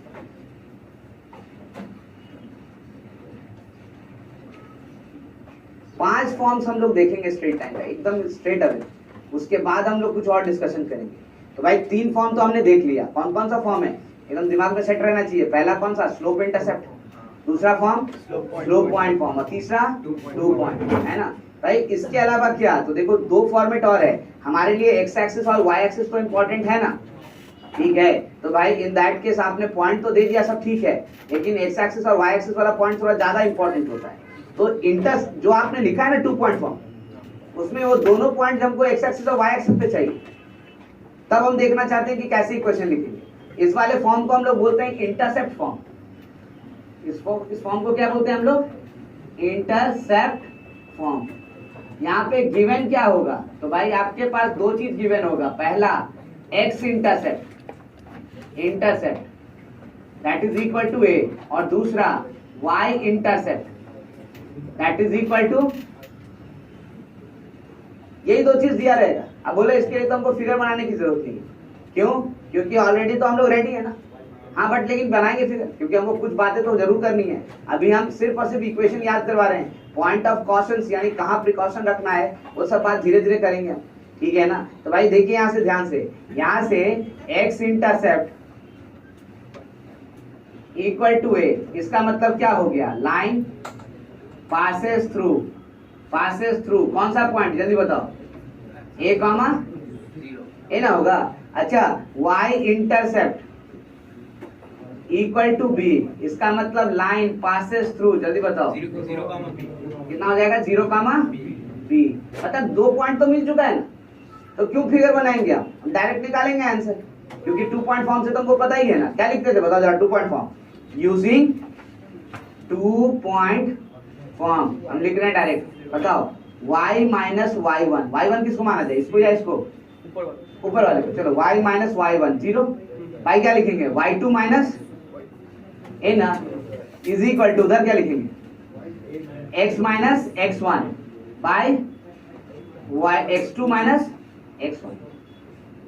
क्या गलत लिखे, क्या देखो तो हम लोग वही लिखे, y minus y1 bye y2 minus, और उधर x minus x1 bye x2 minus, देख लो करेक्ट ना। अब देखो तो इसको जरा सॉल्व करते हैं, क्या होगा, तो ये तो y बाई बी होगा, यहाँ क्या होगा, तो minus x by a plus 1 होगा, देखो होगा ना। यानी इसको इधर अगर लेके आ जाए तो फॉर्मेट देखो कैसा दिखेगा, x by a plus y by b equal to,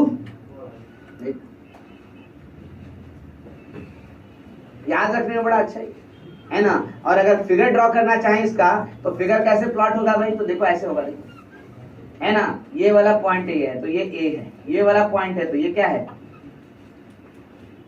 intercept.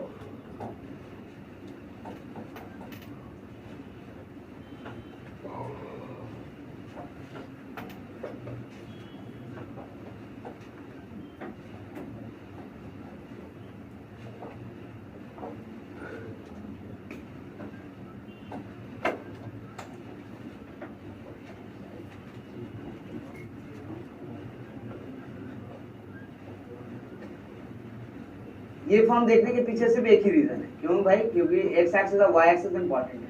तो आपने बोला 2 पॉइंट चाहिए, अगर मान लो एक्स एक्सिस और वाई एक्सिस पे दे दो तो भी निकालेंगे, और अच्छे से निकालेंगे, जल्दी निकालेंगे, इसलिए इसको अलग से लिखा है, एक्स इंटरसेप्ट फॉर्म और वाई इंटरसेप्ट, यानी कि इंटरसेप्ट फॉर्म।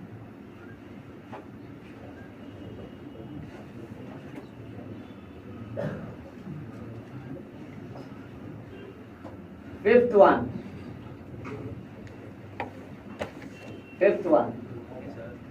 अब देखो ये वाला फॉर्मेट जो है ना, अच्छा नोट करना, पहले हम लिख लेते हैं उसका। देखो ये वाला जो फॉर्म है थोड़ा सा डिफरेंट है बाकी फॉर्म से, करेक्ट, लेकिन लास्ट फॉर्मेट है, करेक्ट ना। इसके बाद एक ही फॉर्म पढ़ते हैं हम लोग, पैरामेट्रिक फॉर्म तो बाद में पढ़ेंगे, अब भी नहीं पढ़ना, करेक्ट ना। ये कंटिन्यूएशन में लास्ट फॉर्मेट है, इसके बाद स्ट्रेट लाइन का जनरली क्वेश्चन लिख सकते हैं, लेकिन है क्या चीज वो समझो।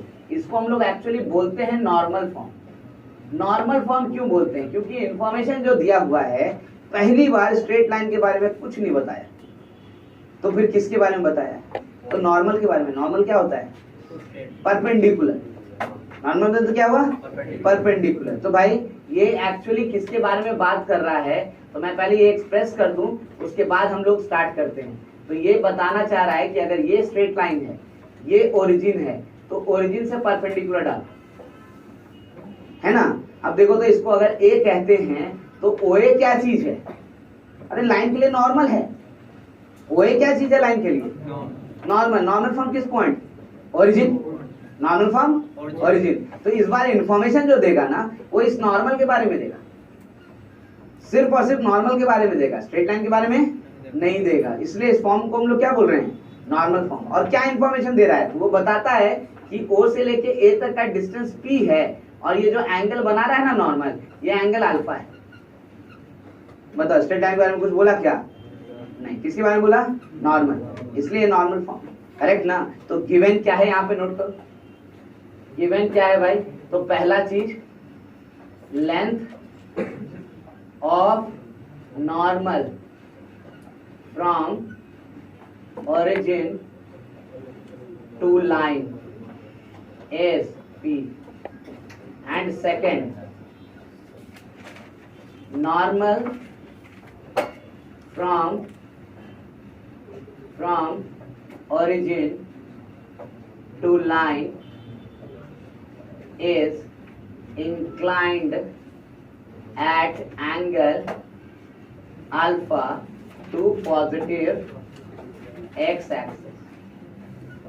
ठीक है, दो बात दिया है। पहला बात कि ओरिजिन से परपेंडिकुलर जब डालेंगे तो length of normal from origin to line is p, और दूसरा इंफॉर्मेशन दिया है कि normal from origin to line is inclined at what angle? Alpha, with what? तो पॉजिटिव एक्स एक्सिस। इतना लिख दिया। अब आपको क्या करना है? तो अब आपको बताना है लाइन का इक्वेशन। कैसे बताएं? पहला तो प्रॉब्लम ये खड़ा हो रहा है कि लाइन के बारे में कोई इन्फॉर्मेशन ही नहीं है। लाइन के बारे में इन्फॉर्मेशन देगा तब ना बात करेंगे। तो हम एक काम करते हैं, इन सब इन्फॉर्मेशन को लाइन पर पास करते हैं। पास कर पाएंगे कि नहीं देखते हैं। तो मुझे लगता है देखो हम पास आराम से कर लेंगे। क्यों? क्योंकि देखो ना, ये एक ट्रायंगल बन रहा है ना, ओ ए, और ये वाला लाइन पॉइंट बना रहा है ना, मतलब ये एंगल अल्फा, ये 90, तो ये एंगल कितना? 90 माइनस। तो फिर ये एंगल कितना? ये वाला कितना हो जाएगा? 90।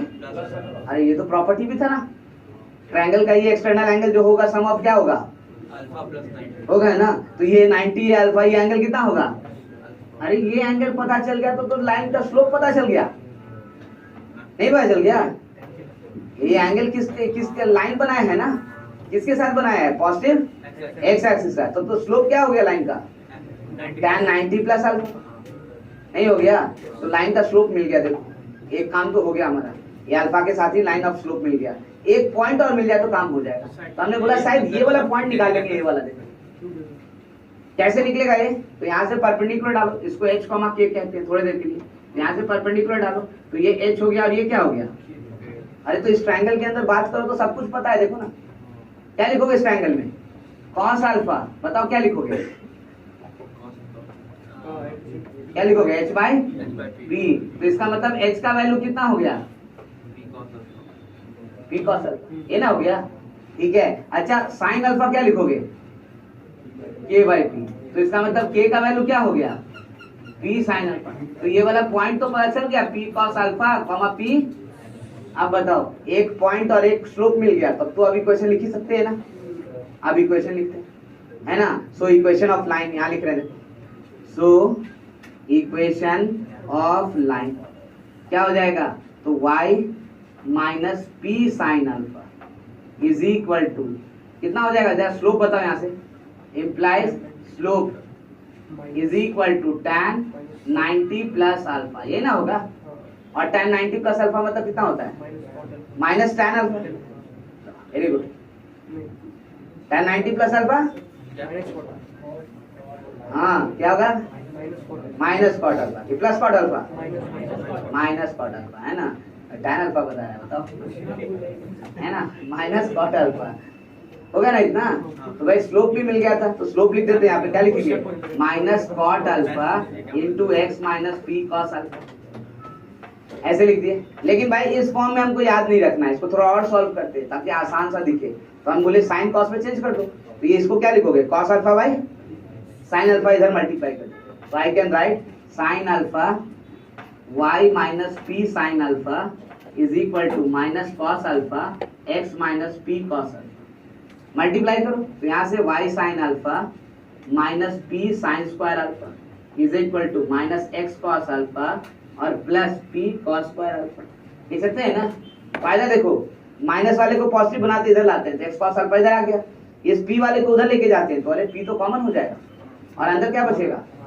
साइन स्क्वायर अल्फा प्लस, और वो कितना होता है? 1। तो फिर इक्वेशन क्या बन गया देखो, तो यहाँ से X cos alpha plus Y sine alpha is equal to P time sine square alpha plus cos square alpha, यानी X cos alpha plus Y sine alpha equal to आगे, ठीक है? इसी को हम लोग कह रहे हैं normal form of straight line.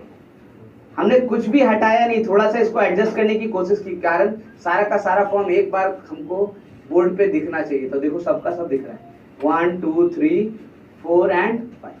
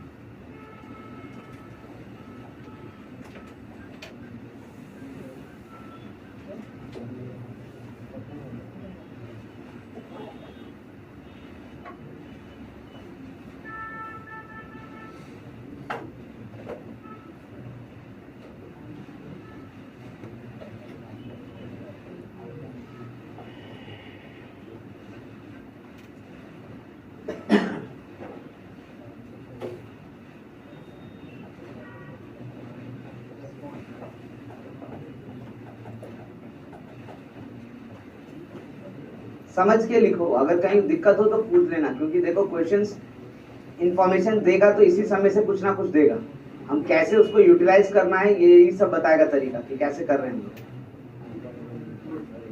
जैसे अब अगला क्वेश्चन हम देंगे कि मान लो find the equation of straight line passing through 1, 2 and 3, 5, कैसे बनाओगे? मतलब ये पता है तब बना लेंगे उसको। ऐसे भी पूछ सकता है आदमी, find the slope of the line passing through 1, 3 and 2, 5। मतलब हम लोग जनरल काम किए हैं, लेकिन उम्मीद करते हैं कि ऐसे जितने भी पर्टिकुलर केसेस मिलेंगे सबको हैंडल कर सकते हैं, है ना? इस कारण से समझ करके लिखना, नॉर्मल फॉर्म को भी ढंग से समझना।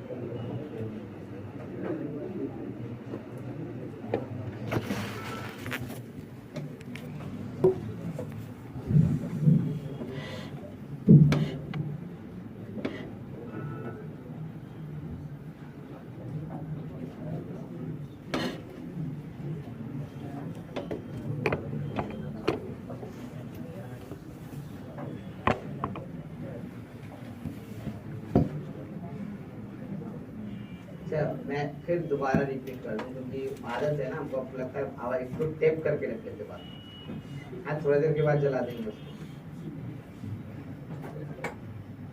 आपका कंसंट्रेशन बिगड़ता है तो फिर नुकसान आप ही को होता है ना।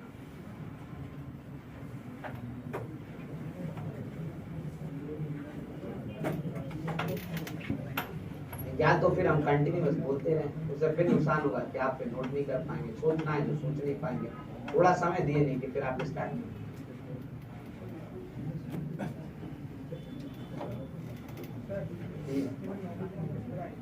नॉर्मल फॉर्म में देखो मैंने ये कहा ना, फिर से एक बार लेते हैं, देखो नॉर्मल फॉर्म में दोबारा मैं बोल देता हूँ आपको, सुन लो फिर से। नॉर्मल फॉर्म में क्या क्या दिया हुआ है पहले तो ये सोचो, अब लिखने का चक्कर तो नहीं, सिर्फ समझाना ही है ना। तो मैंने ये कहा कि ये ओरिजिन है, ओरिजिन से ये परपेंडिकुलर डिस्टेंस दिया हुआ है एक पी, और ये वाला एंगल दिया हुआ है। बट हमको तो आदत है स्ट्रेट लाइन के बारे में इंफॉर्मेशन जानने का, ये तो है नहीं। तो हमने क्या कहा, इस स्ट्रेट लाइन का इक्वेशन निकालना है तो इसका स्लोप बताइए। अब इसका स्लोप मतलब क्या हुआ, तो फिर इसका एंगल जो निकलेगा पॉजिटिव एक्स एक्सिस से उसके ऊपर tan लगाएंगे ना। तो हमको कौन सा एंगल चाहिए, तो ये वाला एंगल चाहिए, तब हमारा काम होगा, है ना। तो हम देखते हैं ज्योमेट्री से, तो ये एंगल पता है हमको, क्या निकलेगा, क्या निकलेगा बताओ। ये अल्फा, ये 90, तो ये ट्रायंगल में ये एंगल कितना कितना हो जाएगा, है ना।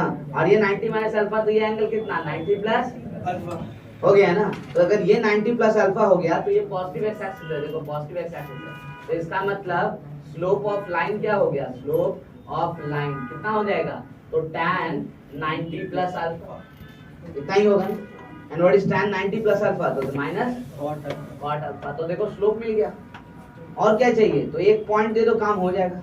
कौन सा पॉइंट टारगेट करें, एकदम आसान होगा। तो मुझे दिखता है ये ए वाला, देखो ना, अगर इस पॉइंट को आप मान लो थोड़ी देर के लिए h, k कहते हो, थोड़ी देर के लिए, हम नहीं जानते h क्या है k क्या है, हम कह रहे हैं h अब k।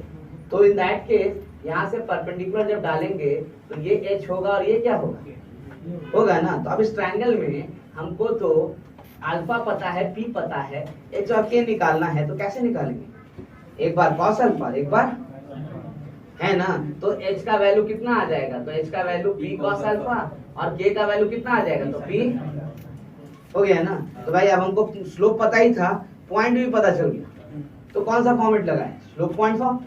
और स्लोप पॉइंट फॉर्म में क्या लिखेंगे, तो y माइनस y1, तो y1 क्या है हमारे पास, p sin अल्फा, ये ना है, और is equal to slope, slope कितना है minus cot alpha into x minus x1 यानी p cos अल्फा हो गया।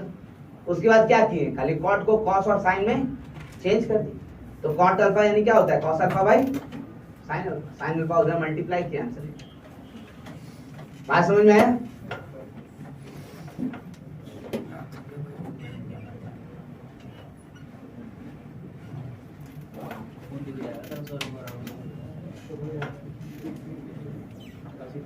अच्छा हम कुछ और बात करें उससे पहले ये पांचों फॉर्म को मैं वापस लिखता हूँ एक लाइन से, ताकि आप इस बात को एनालाइज कर सके और यहाँ से हम जनरल इक्वेशन निकाल सकें। ठीक है, तो भाई मैं ये कह रहा हूँ आपका कौन कौन सा फॉर्म था, तो पहला वाला फॉर्म जो था उसमें इक्वेशन लिखे थे y is equal to mx plus क्या, ये ना लिखे थे। अच्छा दूसरा वाला जो फॉर्म था इसमें क्या लिखे थे, तो y minus y1 is equal to mx minus mx1, ये ना था। चलो इसको थोड़ा सुधार देते हैं, तो ये भी तो लगता है कि ऐसा ही था, देखो तो प्लस y1 माइनस mx1, यही ना फॉर्म था। लो क्या लिख दिया, ये ना है स्लोप पॉइंट फॉर्म, ठीक है। अच्छा तीसरा वाला जो फॉर्म था वो क्या लिखा हुआ था, तो y minus y1 is equal to y2 minus y1 by x2 minus into x minus क्या, यही ना फॉर्म था तीसरा वाला। ठीक है, इसको भी हम अलग अलग कर दे ताकि आपको दिख सके एक बात। ठीक है, this implies y is equal to y2 minus y1 by x2 minus x1 x, और फिर यहाँ से क्या होगा, तो plus y1 minus y2 minus y1 by x2 minus x1 sorry, लिखेंगे ना। अब ऐसा क्यों कर रहे हैं आप, ये जरा सो सोचिए। तो मैं बस इतना ही दिखाना चाह रहा हूँ कि सिर्फ 3 ही टर्म आ रहा है इक्वेशन में, चाहे कोई भी इक्वेशन लिख लो, या तो x का, या तो y का, और या तो कांस्टेंट। ठीक है, पहले वाले में एक्सप्लिसिटली दिख रहा है, देखो ना, ये y का टर्म, ये x का टर्म, और ये क्या है कांस्टेंट। दूसरे बारे में हमको दिखाना पड़ा कि देखो ये y है और ये x और ये क्या है कांस्टेंट। अरे x1 y1 दिया हुआ है ना, m भी दिया हुआ है ना, तो वो है क्या, कांस्टेंट, करेक्ट ना।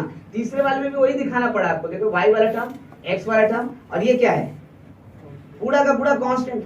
क्यों, क्योंकि इसमें से सब कुछ फिक्स है, देखो ना x1 y1 सब फिक्स है ना, तो सब कांस्टेंट है, करेक्ट ना। इंडीड आप फोर्थ फॉर्म देखो, फोर्थ फॉर्म भी लिखे थे आप, क्या लिखे थे, x by a plus y by b equal to 1। इसमें भी कितना टर्म नजर आ रहा है, 3, कौन कौन सा, x वाला, y वाला और कांस्टेंट। आप पांचवा लिखो, पांचवा फॉर्मेट, ये भी आपने लिखा था x cos alpha plus y sin alpha equal to क्या, इसमें भी देखो कौन कौन सा टर्म नजर आया, x वाला, y वाला और p यानी कांस्टेंट आया ना। यानी कहने का मतलब ये हुआ, और देखो x और y का पावर 1 ही है हमेशा, उससे ऊपर भी नहीं गया है, तो कहने का मतलब ये हुआ कि स्ट्रेट लाइन का इक्वेशन कैसे भी लिखो उसमें सिर्फ 3 ही टर्म्स मौजूद होगा, एक x के साथ, एक y के साथ और एक कांस्टेंट, है ना। तो भाई ऐसा क्यों ना करें कि हम एक जनरल इक्वेशन लिखें स्ट्रेट लाइन में।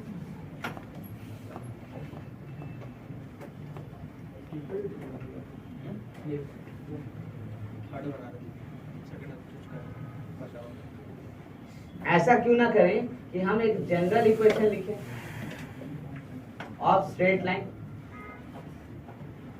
है ना। क्या लिखेंगे बताओ, तो I will say ax plus by plus c is equal to 0, ठीक है।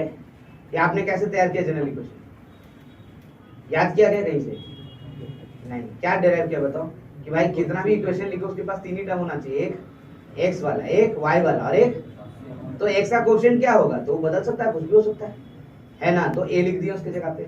y का कोएफिशिएंट क्या होगा वो भी नहीं पता, कुछ भी हो सकता है, तो ठीक है b लिख लेते हैं, और कांस्टेंट तो कुछ हो ही सकता है, तो इसलिए ax plus by plus c is equal to 0, है ना।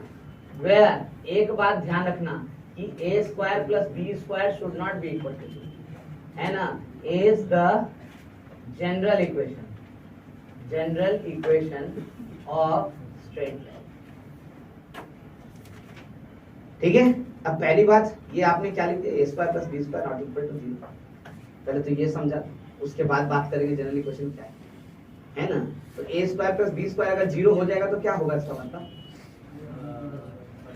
a square plus c square अगर 0 लिख दें तो उसका मतलब क्या होगा, मतलब a भी 0 होगा, b भी 0 होगा। तो जब इक्वेशन में a और b दोनों 0 डाल दोगे तब बचा क्या, c भी 0 हो गया ना।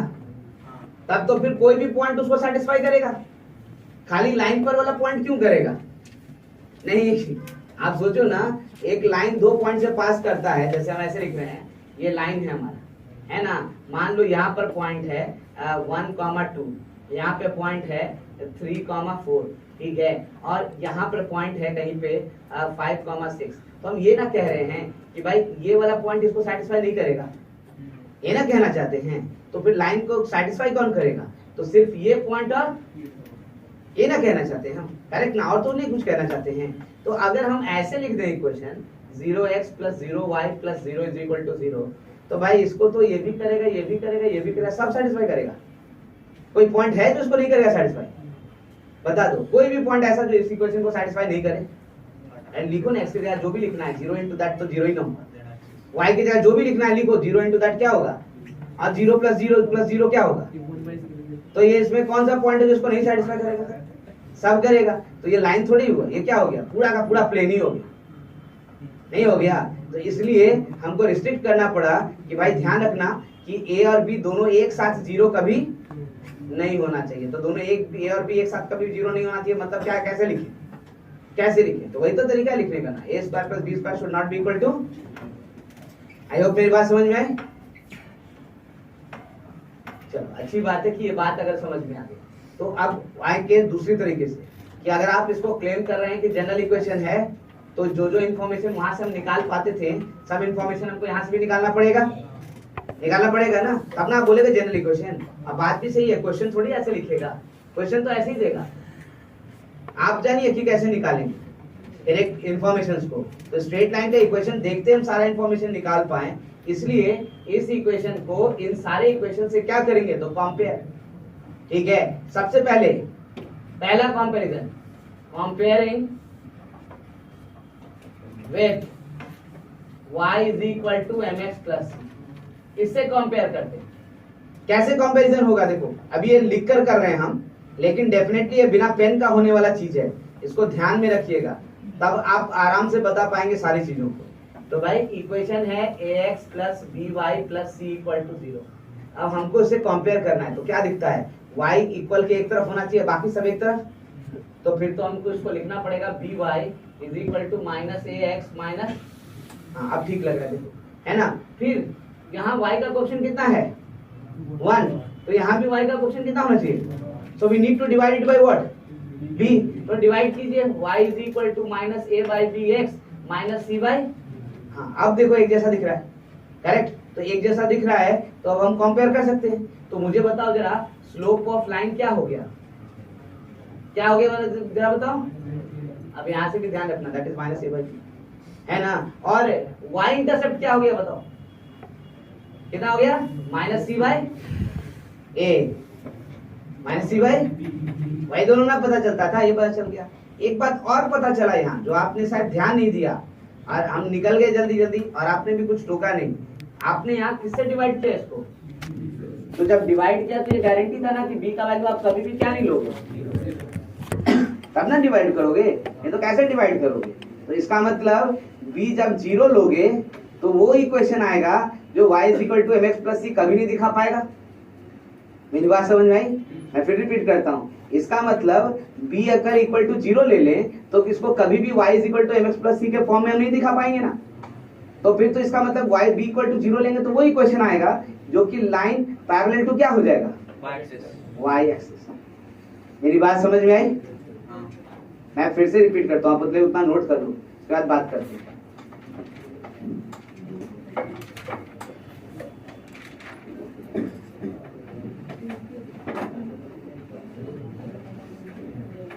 बहुत सारा बेसिक बात है जो कि हम लोग डिस्कस करेंगे, तब आगे बढ़ेंगे, तब समझ में आएगा सारा बात, फिर आप कर पाओगे चीज़।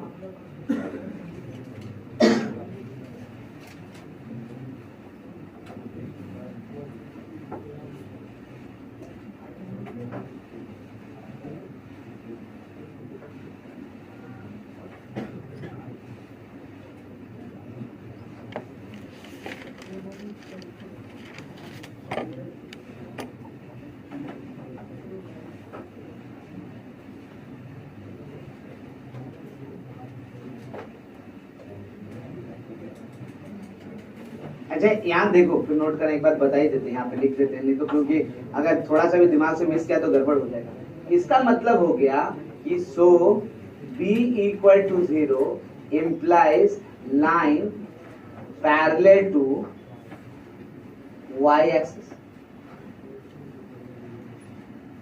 है ना, क्योंकि that was the only line जो y is equal to mx plus c कभी भी दिखा नहीं सकता, करेक्ट ना। तो b इक्वल टू 0 तो ले ही नहीं सकते, अगर b 0 लेंगे तो यहाँ नॉट डिफाइन हो जाएगा, और वही बात तो स्लोप में भी है कि नहीं? तो b 0 लेंथ पे ही होगा, तो b 0 लेकर के देखो ना, तो इसका मतलब क्या हो जाएगा? तो equation of line parallel to y axis, कितना इक्वेशन लिखेंगे बताओ जरा। यहाँ b का वैल्यू 0 डाल देते हैं, तो ax plus 0 into y plus c equal to 0, तो एक्चुअली कितना हो गया? तो c is equal x is equal to minus c by, है ना। अब मैं इसी इक्वेशन को एक्सप्रेस करूंगा यहाँ पे, पहले आप अब नोट करो तब।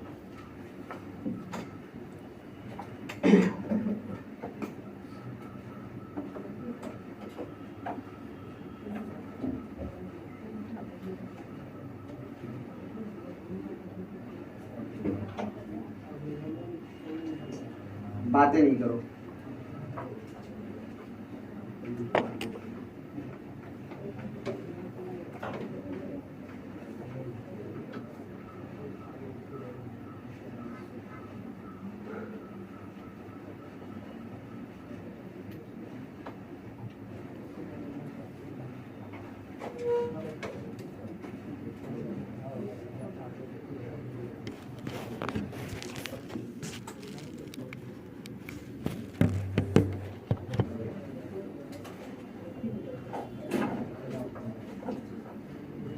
Equation of line parallel to y axis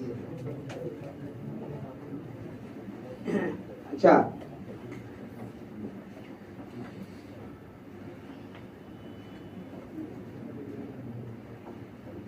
अब बोले इसका मतलब line parallel to Y axis का इक्वेशन हम अभी तक लिख ही नहीं पाए, क्योंकि सारा इक्वेशन में हम लोग क्या किए, तो स्लोप का इस्तेमाल किए। 2 पॉइंट फॉर्म भी लिए थे तो भी हम लोग क्या निकाल लिए थे, पहले स्लोप ही निकाल लिए थे। तो भाई हर जगह स्लोप ही निकाल लिए, तो जहां स्लोप डिफाइंड नहीं है वो तो हम कभी एक्सप्लेन किए ही नहीं। ठीक है, तो ये पहली बार है जब हम लाइन पैरेलल टू क्या लिखेंगे, वाई एक्सिस, है ना। तो line parallel to Y axis का इक्वेशन अभी वहां पे लिखेंगे, देखो क्या लिखा हुआ है, x is equal to minus c y, लेकिन c और a तो कोई कांस्टेंट है ना। ठीक है, तो हम ये कह रहे हैं कि इसका इक्वेशन होना क्या चाहिए, तो that will be x is equal to क्या होगा, तो कांस्टेंट, यही होगा line parallel to x axis. इसका मतलब क्या, इसको विजुलाइज कैसे करें, आपने बोल तो दिया, याद थोड़ी करना पड़ेगा, हम ग्राफ पे भी देखना चाहते हैं। हमने कहा देखो ये y एक्सिस है ना, ये x एक्सिस, मैं ये कहता हूं line parallel to y axis draw करते हैं। कर लिया ड्रॉ, पैरेलल है ना, 90 डिग्री, देखो ये भी 90 डिग्री पक्का है। Now I can see one thing over here, मैं यहाँ से एक चीज तो देख पा रहा हूँ कि भाई ये पॉइंट को अगर हम a,0 लिखते हैं थोड़ी देर के लिए, या λ,0, चलो λ,0, ये ज्यादा अच्छा है, λ,0 लिखते हैं। ठीक है, तो यहाँ पर वाला पॉइंट को क्या लिखोगे बताओ, एक्स कोऑर्डिनेट तो सेम ही रहेगा ना, एक्स कोऑर्डिनेट बदलेगा क्या, नहीं ना, एक्स कोऑर्डिनेट क्या होगा, सेम, तो λ,2 लिख सकते हैं। यहाँ पर जो पॉइंट आएगा उसको λ, क्या लिख सकते हैं, मतलब इस लाइन पे एक चीज हमेशा फिक्स है, वो चेंज नहीं होगा, कौन, एक्स कोऑर्डिनेट। तो यही तो हम भी कह रहे हैं कि वही लाइन है, देखो ना, x is equal to lambda कह देते इसको, नहीं कह सकते हैं, मतलब ये वो लाइन है जिस पर कभी भी एक्स कोऑर्डिनेट चेंज होने वाला नहीं है, तो x is equal to lambda, वही लाइन। ठीक है, बात समझ में आया। तो फिर तो इसका मतलब ये हो गया कि इक्वेशन ऑफ y एक्सिस भी हम लिख सकते हैं, क्या लिखेंगे बताओ जरा सा, y is equal to lambda, किस पॉइंट से पास कर रहा है ये बताओ, y एक्सिस किस पॉइंट से पास कर रहा है, 0, तो x कोऑर्डिनेट क्या है वहां पे 0, तो क्या लिखना चाहिए, x इज इक्वल टू 2,3 से पास होने वाला line parallel to y axis, है ना। ऐसे क्वेश्चन पूछते हैं, equation of line parallel to y axis and passing through 2,3, बताओ जरा सा क्या होगा, x इज इक्वल टू, बस खत्म, है ना। यानी यहां से डायरेक्ट आंसर लिखेंगे x इज इक्वल टू, क्योंकि हमको पता है ना कि उसका x कोऑर्डिनेट तो फिक्स है, वो नहीं चेंज होने वाला। तो चाहे आप एक पॉइंट भी बताओ, x कोऑर्डिनेट देखते तो लिख देंगे, x इक्वल्स टू 0 मतलब x इज इक्वल टू 0 क्या होगा, 0, फिर से बोलो, x equals to 0, equation of y axis x equals to 0 क्या मतलब, अरे तो पास किससे करा है, देखो ना 0,0 ना, इसी लाइन का इक्वेशन लिख रहे हो ना। यहाँ पे जो पॉइंट लोगे क्या लिखोगे, 0,1 या 2 क्या लिखोगे, ऊपर जो पॉइंट लोगे क्या लिखोगे, 0, तो क्या कांस्टेंट है, 0, अरे एक्स कोऑर्डिनेट कांस्टेंट है, उसका वैल्यू क्या है 0, तो वही लैम्डा के जगह 0 लिखो।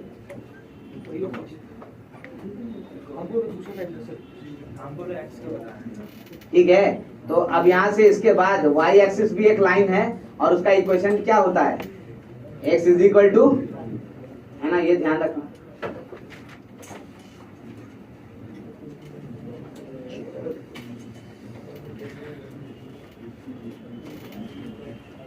अरे यहाँ से कहानी शुरुआत होता है कि भाई आप जब क्वेश्चन सॉल्व करेंगे y is equal to mx plus c लेकर के, या कोई भी लाइन का इक्वेशन लेकर के, ठीक है, ध्यान दो, फिर बात नहीं करो, सारे कोई भी लाइन का इक्वेशन लेकर के, और पता चला कि आंसर आ रहा है नो सॉल्यूशन, तो इसका मतलब है कि y is equal to mx plus c के पोटेंशियल से बाहर है वो। तो मतलब क्या हो सकता है कि ये हो सकता है कि इक्वेशन हो जो उसको सेटिस्फाई, हाँ, तो इसको अलग से चेक करना पड़ेगा, उसके साथ नहीं मिला सकते।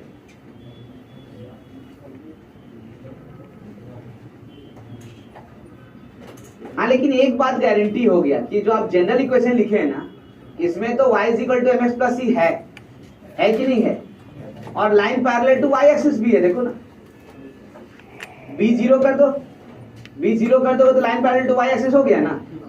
ठीक है, और बाकी अगर b 0 नहीं हुआ तो y equal to mx plus c।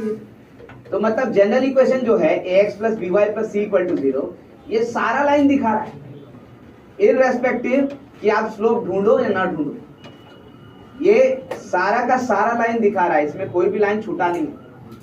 ठीक है, इस बात को ध्यान में रखना। कैसे आएगा बताओ? हाँ हाँ, तो very good very good. Infinity into x रहेगा ना उससे पहले, इंफिनिटी इंटू एक्स का क्या करेंगे? और कई बार ऐसी चीजें हैं कि भाई देखो इंफिनिटी इंटू 0 हम डिफाइन नहीं कर सकते, है ना, वो कैलकुलस में आगे समझाएंगे। इंफिनिटी इंटू 0 हम डिफाइन नहीं कर सकते, तो इसका मतलब एक्स का वैल्यू 0 से नहीं सकते। इंफिनिटी, अच्छा प्लीज थोड़ा सा बात सुनिए, इंफिनिटी हमारे लिए नंबर नहीं, इंफिनिटी हमारे लिए सिंबल है। समझ में आ रहा है बात? इस बात को समझो। आप जब रियल नंबर लाइन लिखते हो या आप रियल नंबर लाइन लिखते हो तो कैसे लिखते हो? माइनस इंफिनिटी से प्लस इंफिनिटी, ये ना लिखते हो? हाँ नहीं, हम तो ऐसे लिखते हैं, देखो तो हम ऐसे लिखते हैं। लिखना चाहिए ना ऐसे? नहीं, ऐसे नहीं लिखना चाहिए। क्यों? डिफरेंस क्या है दोनों में? मतलब आप कह रहे हो कि रियल नंबर में इंफिनिटी होगा अगर ऐसे लिख रहे हो तो, और जो ओरिजिनल लिखना चाहिए उसमें इंफिनिटी हमारे पास जब नहीं होता तो फिर कैसे ट्रीट करोगे रियल नंबर के साथ? आप प्रॉपर्टी रियल नंबर का लगा रहे हो, क्रॉस मल्टीप्लाई करेंगे, ये करेंगे, किसका प्रॉपर्टी लगा रहे हो? रियल नंबर का है क्या तुम्हारे पास? किसका किसका? तो इसलिए तो नहीं कर सकते हो तुम, तुम्हारे पास इंफिनिटी है ही नहीं, तो रियल नंबर वाला प्रॉपर्टी उस पर क्यों लगा रहे हो? समझो बात को, ये नहीं है तुम्हारे पास, ध्यान दो। क्या बोलो? अच्छा प्लीज थोड़ा शांति रहो। क्या बोलो? सी कहाँ 0? यहाँ पे। अरे जब ए और बी 0 हो गया तो ये 0 के बराबर कैसे होगा? जब सी 0 होगा तभी ना, नहीं होगा। ए और बी दोनों 0 कर दिए, ठीक है, तो सी इक्वल टू 0 तो अपने आप हो गया ना, नहीं हो गया? वही इसलिए सी 0 ले नहीं लेते, सी को 1 ले लेते तो कभी कोई डिफाइन ही नहीं होता। अच्छा शांति रखो, बात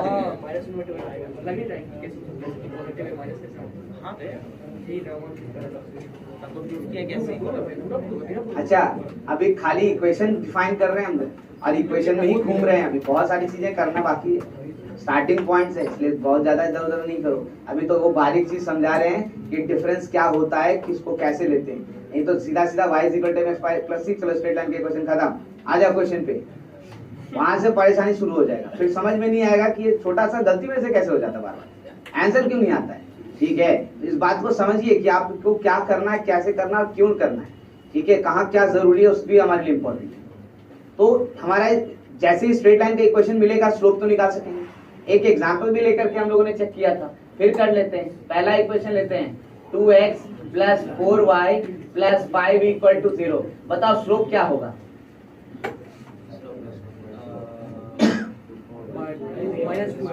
कितना होगा?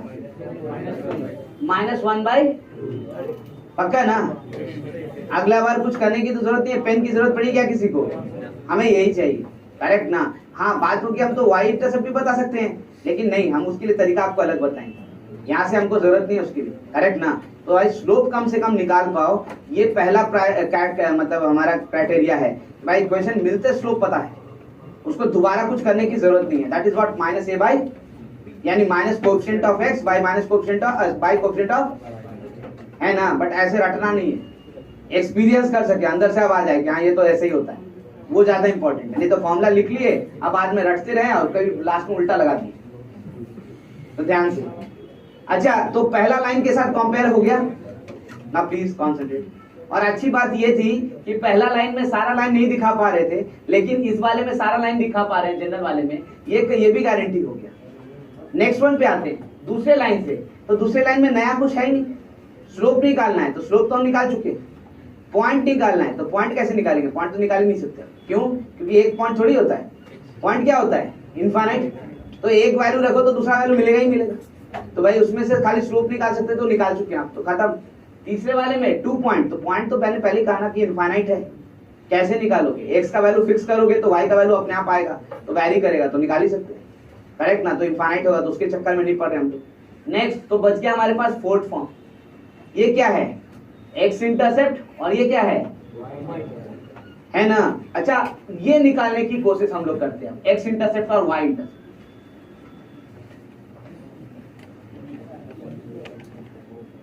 Comparing with x by a plus y by b equal to 1। ध्यान दो प्लीज, बात नहीं करो। मुझे जरा बताओ, एक्स इंटरसेप्ट का मतलब क्या होता है? एक्स एक्सिस को कहां काटेगा और एक्स एक्सिस को जिस पॉइंट पे कट करेगा उसका वाई कोऑर्डिनेट क्या होता है? 0। तो यहां जरा वाई को 0 पुट करके देखो तो एक्स का वैल्यू क्या आएगा? यहाँ वाई का वैल्यू 0 पुट करके तो क्या आएगा? अरे वही तो एक्स इंटरसेप्ट है ना। और एक्स वाई इंटरसेप्ट निकालना है तो x इज इक्वल टू 0। तो भाई ये तो हमारे लिए प्रोसेस यहाँ पे भी है ना, करेक्ट? तो अगर हमको कोई जनरल इक्वेशन देगा ऐसे ax plus by plus c is equal to 0, तो हम इसको ऐसे चेंज कर करके x इंटरसेप्ट और y इंटरसेप्ट निकालेंगे। उससे तो बेटर ये होगा कि हम क्या करें, तो एक बार x is equal to 0 put कर लें और एक बार क्या पुट कर लें, है ना? लेकिन ठीक है, पहले एक बार कंपेयर तो करो, क्योंकि इससे भी कुछ आइडिया निकलेगा, उसके बाद में देखेंगे उस मेथड को भी, ठीक है? तो मैंने बोला कंपेयर करना है, पहले तो कंपेयर कर लें। कैसे करेंगे? तो उधर क्या है 1, तो कांस्टेंट उधर लेके जाओ, ax plus by is equal to minus c। अब लग रहा है कि कुछ सेम तरीके का है, नहीं, लेकिन उधर तो कितना है 1 है ना, और यहाँ क्या लिखा हुआ है माइनस c। तो एक काम करते हैं, माइनस c से डिवाइड कर लेते हैं। तो आई कैन राइट लाइक, देखो ax by minus c plus by by minus c equal to 1। उधर तो मैच कर गया, इधर मैच नहीं कर रहा है, अरे ठीक है ना, ऐसे लिख लेते हैं x by minus C by a plus y by minus C by b is equal to 1। अब देखो तो कंपेयर कर सकते हैं ना? तो यहां से क्या कंपेयर करेंगे? x इंटरसेप्ट कितना होगा ये बताओ, माइनस सी बाई, और y इंटरसेप्ट कितना होगा ये बताओ, माइनस सी बाई। देखो कंपेयर हो गया। और एक बात और कंपेयर हो गया कि भाई इसका मतलब x और y की जगह 0 0 नहीं पुट कर सकते हो क्या? क्यों? 0 0 पुट करोगे तो ये 1 के बराबर कभी भी, इसका मतलब तो ये श्योर हो गया कि ये जो लाइन है वो लाइन कोई कहीं से भी पास करे, लेकिन कहां से नहीं पास करेगा? 0, यानी ओरिजिन, ठीक है ना? तो ये बात ध्यान रखना कि इंटरसेप्ट फॉर्म जो लिख रहे हैं वो तभी लिख रहे हैं जब लाइन कहां से नहीं पास कर रहा है, यानी ओरिजिन। समझ में बात है? चलिए इसके आगे बढ़ा जाए। मैंने बोला अगर हमको x इंटरसेप्ट और y इंटरसेप्ट चाहिए तो अल्टरनेट मेथड ज्यादा स्ट्रॉन्ग है ना, जिसको हम लोग बोलते हैं alternate method to find x intercept and y intercept. ठीक है, हम लोग ये करने जा रहे हैं, ठीक है? So I can see for x intercept क्या करेंगे हम लोग बताओ? Intercept putting y equal to, जैसे ही x इंटरसेप्ट निकालना है क्या पुट करते हैं? y equal to 0। y equal to 0 put किए तो इसका मतलब क्या हो गया? ax plus b into 0 plus c equal to 0, यानी x इज इक्वल टू कितना आ गया? माइनस c बाई, देखो एक्स इंटरसेप्ट आ गया, मतलब हमको भटकने की जरूरत नहीं पड़ी, ना कोएफिशिएंट बनाना है ना कंपैरिजन है, कुछ भी नहीं करना है हमको, डायरेक्ट हमको रिजल्ट दिख रहा है। अगर वही चीज हमको y इंटरसेप्ट चाहिए, y इंटरसेप्ट, तो क्या लिखेंगे? Putting x is equal to 0। आप देखो x is equal to 0 put करोगे तो क्या हो जाएगा? a into 0 plus B y plus c equal to 0। बताओ y इंटरसेप्ट क्या आ गया? तो माइनस सी बाई। अब देखो तो यही आया था दोनों, तो भाई इतना कंपैरिजन का कैलकुलेट लगाएंगे चक्कर में।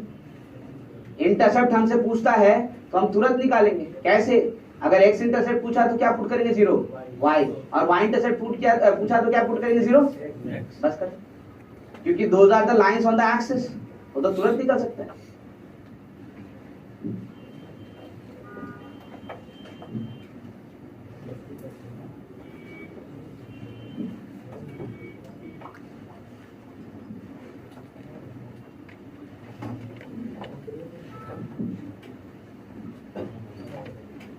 ठीक है। और हमने ऐसा क्यों कहा कि भाई 0 नहीं होना चाहिए, तो आपको ये तो बात समझ ही आ रहा है कि अगर आप ये कहोगे कि भाई ओरिजिन से पास कर रहा है तो इंटरसेप्ट कैसे आएगा, है ना, बाकी इंटरसेप्ट तो आने का चांसेस ही नहीं है, तो ये काम खत्म।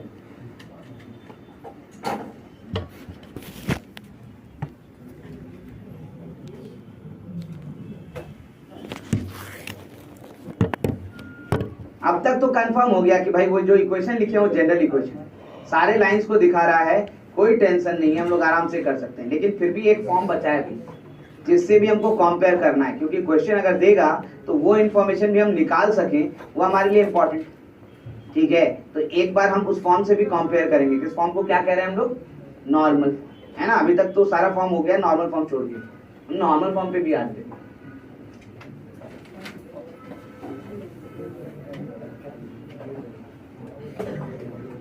ध्यान दो, बातें नहीं करो। Comparing with normal form x cos alpha plus y sin alpha equal to. यहाँ पे कंपैरिजन थोड़ा सा डिफिकल्ट वर्क है, लेकिन मजबूरी है हमारी, क्योंकि इसके आगे जो कॉन्सेप्ट्स हैं उसमें अगर ये कंपैरिजन नहीं समझते हैं तो वो कॉन्सेप्ट समझना मुश्किल हो जाएगा, है ना। तो भाई इस हिसाब से इसको हमको कंपैरिजन तो करना ही पड़ेगा, तब आगे बढ़ सकते हैं। हालांकि बहुत सारा क्वेश्चन तो बन जाएगा बिना इसके कंपैरिजन के भी, लेकिन कुछ सेक्शंस तो रुके रहेंगे। तो पहले कंपैरिजन समझे, फिर बात करते हैं। ax plus by plus c is equal to. मैं ये पूछ रहा हूँ कि भाई इसको इस तरीके से लिख के कंपेयर करना है ना, तो हम ऐसे नहीं लिख दें ax plus by equal to minus C. हो गया, आप कंपेयर कर लो, है ना। p का वैल्यू क्या? Minus C. हो सकता है क्या? p क्या था? p क्या था? p क्या था? डिस्टेंस था, डिस्टेंस था। और डिस्टेंस क्या हो गया यहाँ पे? अगर c पॉजिटिव ले ले तो c क्या डिस्टेंस क्या हो गया? निगेटिव। पॉसिबल है ना? ये तो पॉसिबल नहीं है। इसका मतलब पहला काम हमको ध्यान देना पड़ेगा कि c जो हो वो पॉजिटिव होना, माइनस c जो हो उसको क्या होना पड़ेगा? पॉजिटिव। निगेटिव एक्सेप्ट हम नहीं कर सकते। अच्छा, उसके बाद भी चलो ठीक है, हम इसको तो केस बना लेंगे। तो इसका मतलब हम ऐसे लिखेंगे, अगर केस 1 c पॉजिटिव है तो इक्वेशन लिखेंगे minus X minus A X minus B Y equal to C. यहाँ से केस 2 c अगर निगेटिव है तो A X plus B Y equal to minus C. अब यहाँ से देखो c और p कंपेयर कर सकते हैं, यहाँ से भी c माइनस सी और p कंपेयर कर सकते हैं, क्योंकि c निगेटिव है तो माइनस सी क्या है? पॉजिटिव। तो अब तो कंपेरिजन हो सकता है ना। लेकिन अभी भी प्रॉब्लम है, क्यों? क्योंकि x का कोएफिशिएंट cos अल्फा है, y का कोएफिशिएंट क्या है? अब सोचो तो a की जगह हम 2 रख दें और b की जगह 3 रख दें, तो cos अल्फा 2 और sin अल्फा 3 लिखेंगे, होता है क्या? नहीं ना। तो ये तो फिर गड़बड़ हो जाएगा। तो क्या करें हम? उसके लिए क्या करें? तो हमने बोला कि फिर दोनों को ट्रायंगल में डालो, जैसे ट्रायंगल ट्रिग्नोमेट्री में करते थे, है ना। कैसे करेंगे काम बताओ? ऐसे ट्रायंगल डाल देंगे, ये अल्फा लिख रहे हैं हम, तो इसको लिखेंगे a, इसको क्या लिखेंगे? करेक्ट ना। तो ये कितना होना चाहिए? Root under a square plus, मतलब इससे डिवाइड कर दे तो ये cos अल्फा बन जाएगा, और ये क्या बन जाएगा? sin alpha. तो कंपैरिजन अगर करना है नॉर्मल फॉर्म से तो किससे डिवाइड करना पड़ेगा ये बताओ? Root under a square plus, हाँ ना। तो आप डिवाइड करेंगे तो देखो क्या लिखेंगे? Minus a by root under a square plus b square x minus b by root under A square plus B square y is equal to c by root under A square plus B square. देखो हमने कुछ बदला है क्या? नहीं। लेकिन अब comparison के लायक हो गया, यानी अब आप कह सकते हो कि cos अल्फा एक्चुअली कितने के बराबर है? तो minus a by root under A square plus sine alpha किसके बराबर है? तो minus b by root under A square plus, और p किसके बराबर है? तो c by root under A square plus, है ना। यानी इससे डिवाइड करने के बाद ही बोल सकते हो आप। नेक्स्ट वन, यहां से देखो, यहाँ पे भी भाई a by root under A square plus B square X plus B by root under A square plus B square Y और is equal to minus C by root under A square plus B square. यानी यहाँ पे cos alpha क्या? तो यहाँ cos alpha a by root under A square plus B square. Sine alpha क्या? तो b by root under A square plus B square. और यहाँ से p क्या? तो minus C by root under A square plus. ठीक है, बात समझ में आया? मैं वापस रिपीट कर देता हूँ बात, आप नोट कीजिए जब तक, जिनको नहीं समझ में आया दोबारा सुन लें। भाई हमको कंपेयर करना था किससे, x cos alpha y sin alpha और p से। तो मैंने ये कहा कि यहाँ पे इंफॉर्मेशन के अनुसार p तो लेंथ है, तो p कभी भी निगेटिव, पहला काम आप यही कीजिएगा कि जो कांस्टेंट टर्म होगा वो पॉजिटिव होना चाहिए। तो अगर कांस्टेंट टर्म c है और वो पॉजिटिव है तो c के आगे माइनस नहीं लगा सकते हम, तो क्या करेंगे, माइनस किसके आगे लगा दे, a और b के आगे, करेक्ट ना। हाँ अगर c निगेटिव है तो उसके आगे माइनस लगाओ, क्योंकि वो क्या फिर बनेगा, पॉजिटिव। उसके बाद भी प्रॉब्लम है, इसको कंपेयर नहीं कर सकते इसके साथ। क्यों नहीं कर सकते, क्योंकि वहां एक्स का ऑप्शन क्या लिख रखा है, cos अल्फा, और cos अल्फा का वैल्यू हमेशा -1 से किसके बीच में होता है, +1। अरे a की जगह तो 2 3 4 5 7 19 15 कुछ भी लिख सकते। तो क्या करें, तो हमने बोला फिर वही ट्रायंगल बनाओ, राइट एंगल ट्रायंगल, जिसमें कि बेस क्या ले लेंगे हम, a, और परपेंडिकुलर क्या ले लेंगे, b। तो भाई किससे डिवाइड करें कि cos अल्फा निकलेगा, हाइपोटेनस से ना। हाइपोटेनस क्या होगा, √a² प्लस, तो भाई ये कांस्टेंट क्वांटिटी है, डिवाइड कर दो ना पूरी इक्वेशन को, क्या दिक्कत है। उसे कम से कम फायदा ये हो गया कि ये cos अल्फा, तो ये क्या sin अल्फा है ना, हमने वही लिखा है, और बाकी p हमारा कॉम्प्लेक्स। मैं कह रहा हूँ क्वेश्चन अगर यहां से पूछेगा तो कैसे पूछेगा, देखो बारीक क्वेश्चन पूछ रहे हैं, हालांकि इसके लिए हम अलग से फॉर्मूला भी देंगे आपको, लेकिन अभी के लिए फिलहाल ठीक है। Find the foot of the perpendicular from origin to the line 3x plus 2y plus 4 is equal to 0।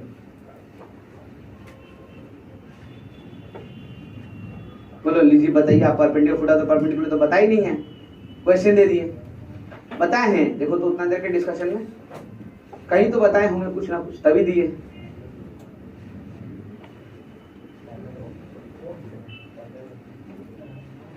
Foot मतलब पैर, किसका पैर, परपेंडिकुलर का। तो परपेंडिकुलर बनाओगे तो पैर दिखेगा, और कहां से परपेंडिकुलर, ओरिजिन से। बनाओ, नॉर्मल फॉर्म में निकाले ना हम लोग, तो फिगर तो बनाए होंगे ना, उसी को पलट के देखो ना, पलट के देखो आपको अंदाज मिलेगा।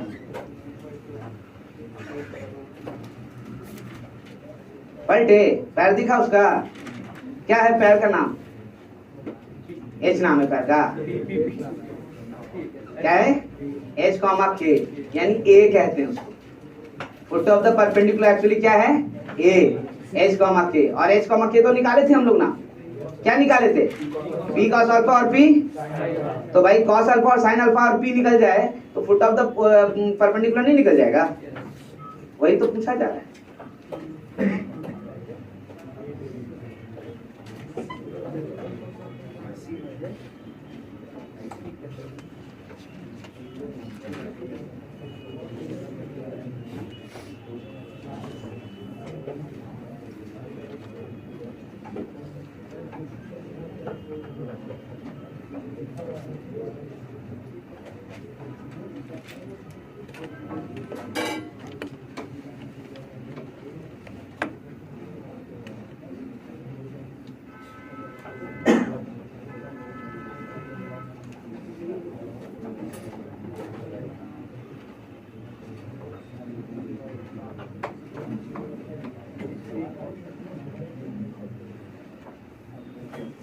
ये बात करते करते निकाल रहा है, फिर दिमाग रिजेक्ट कर देगा, थोड़ा देर के बाद फिर सोचेगा क्या किए थे, बोलेगा याद क्या दिलाएंगे, तो गड़बड़ बात था।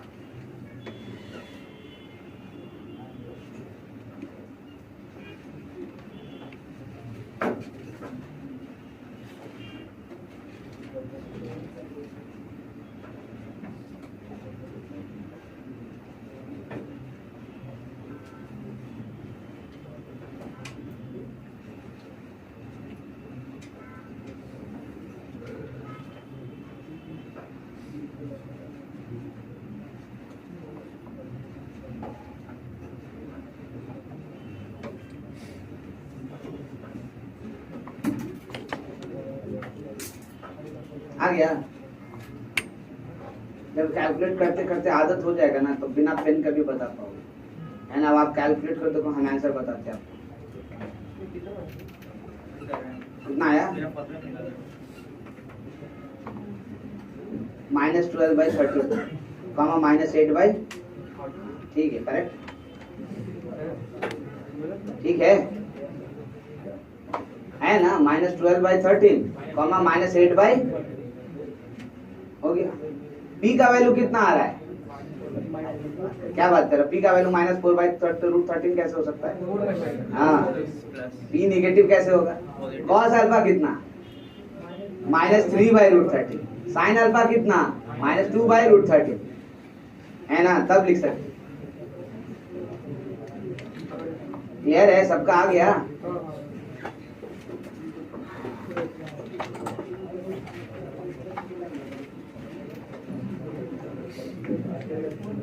अच्छा, थोड़ा बातें कम करोगे तो काम ज्यादा कर पाएंगे हम। नॉर्मल फॉर्म मतलब ऐसे फॉर्म, यहाँ ओरिजिन है, यहाँ से परपेंडिकुलर डालना है, इसी को कह रहे हैं हम लोग फुट ऑफ द परपेंडिकुलर। देखो ये परपेंडिकुलर का सिंबल है, करेक्ट ना, परपेंडिकुलर फ्रॉम ओरिजिन, इसी को कह रहे हैं ना। देखो ध्यान दो प्लीज, बातें नहीं करो। बट यहाँ पर अगर ये अल्फा ये पी, तो ए का कोऑर्डिनेट तो आसानी से लिख सकते हैं, P cos alpha P sine alpha. देखो फिर किसी फॉर्मूला की जरूरत क्यों? आपको खाली पी कॉस अल्फा और साइन अल्फा निकालना है। वो कैसे निकालेंगे? तो अभी तो किए हम, कैसे निकालेंगे बताओ?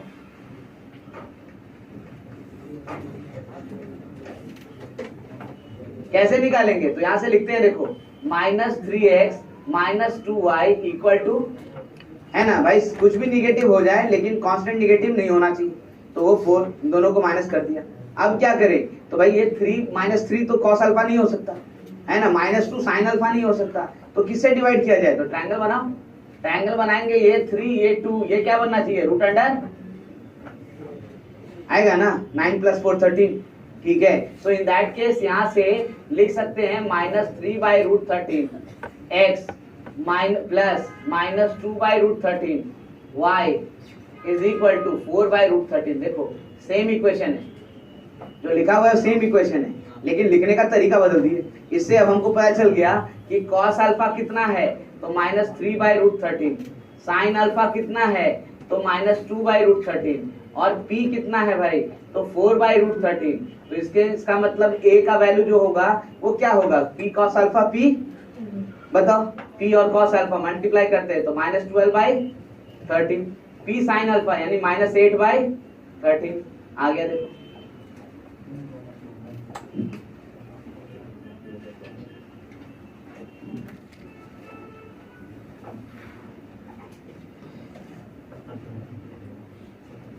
समझ में आया कंपैरिजन? यानी अब किसी भी फॉर्म में जो स्ट्रेट लाइन का इक्वेशन दिया हो, आप उसको कंपेयर करके वैल्यूज निकाल सकते हैं।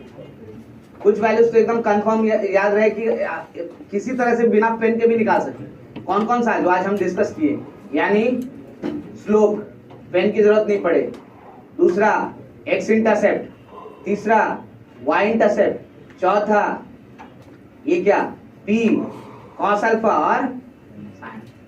ये 4 चीज जो है, 5 चीज, ये बिल्कुल आपको पेन की जरूरत ना पड़े, बिना पेन के भी कर सकते हो। कितना चीज लिखना है, कितना स्टेप लिखना है, सोचो ना। प्रैक्टिस करते करते आपका काम हो जाएगा।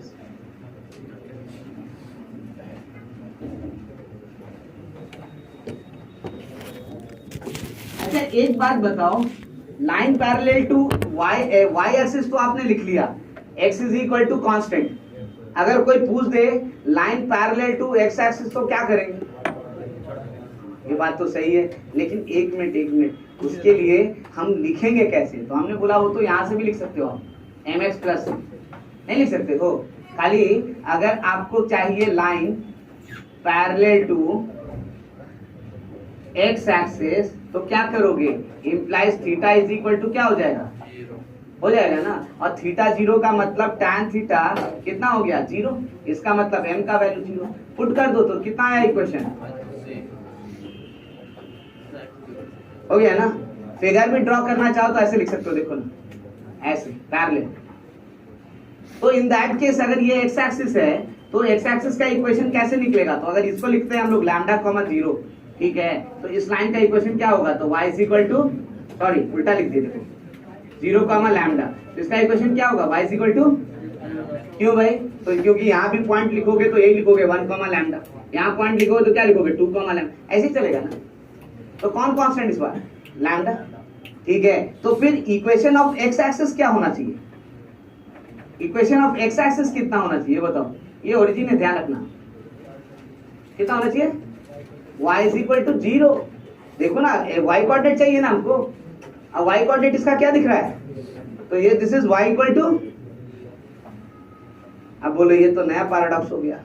एक्स एक्सिस को आप दिखा रहे हो y एक्सिस में, y में, और y एक्सिस को दिखा रहे हो x एक्सिस में, लेकिन ये फैक्ट है ना, जब एक 0 होगा तब तो दूसरा बचेगा। जैसे आप x एक्सिस बोले तो कौन 0 होना चाहिए?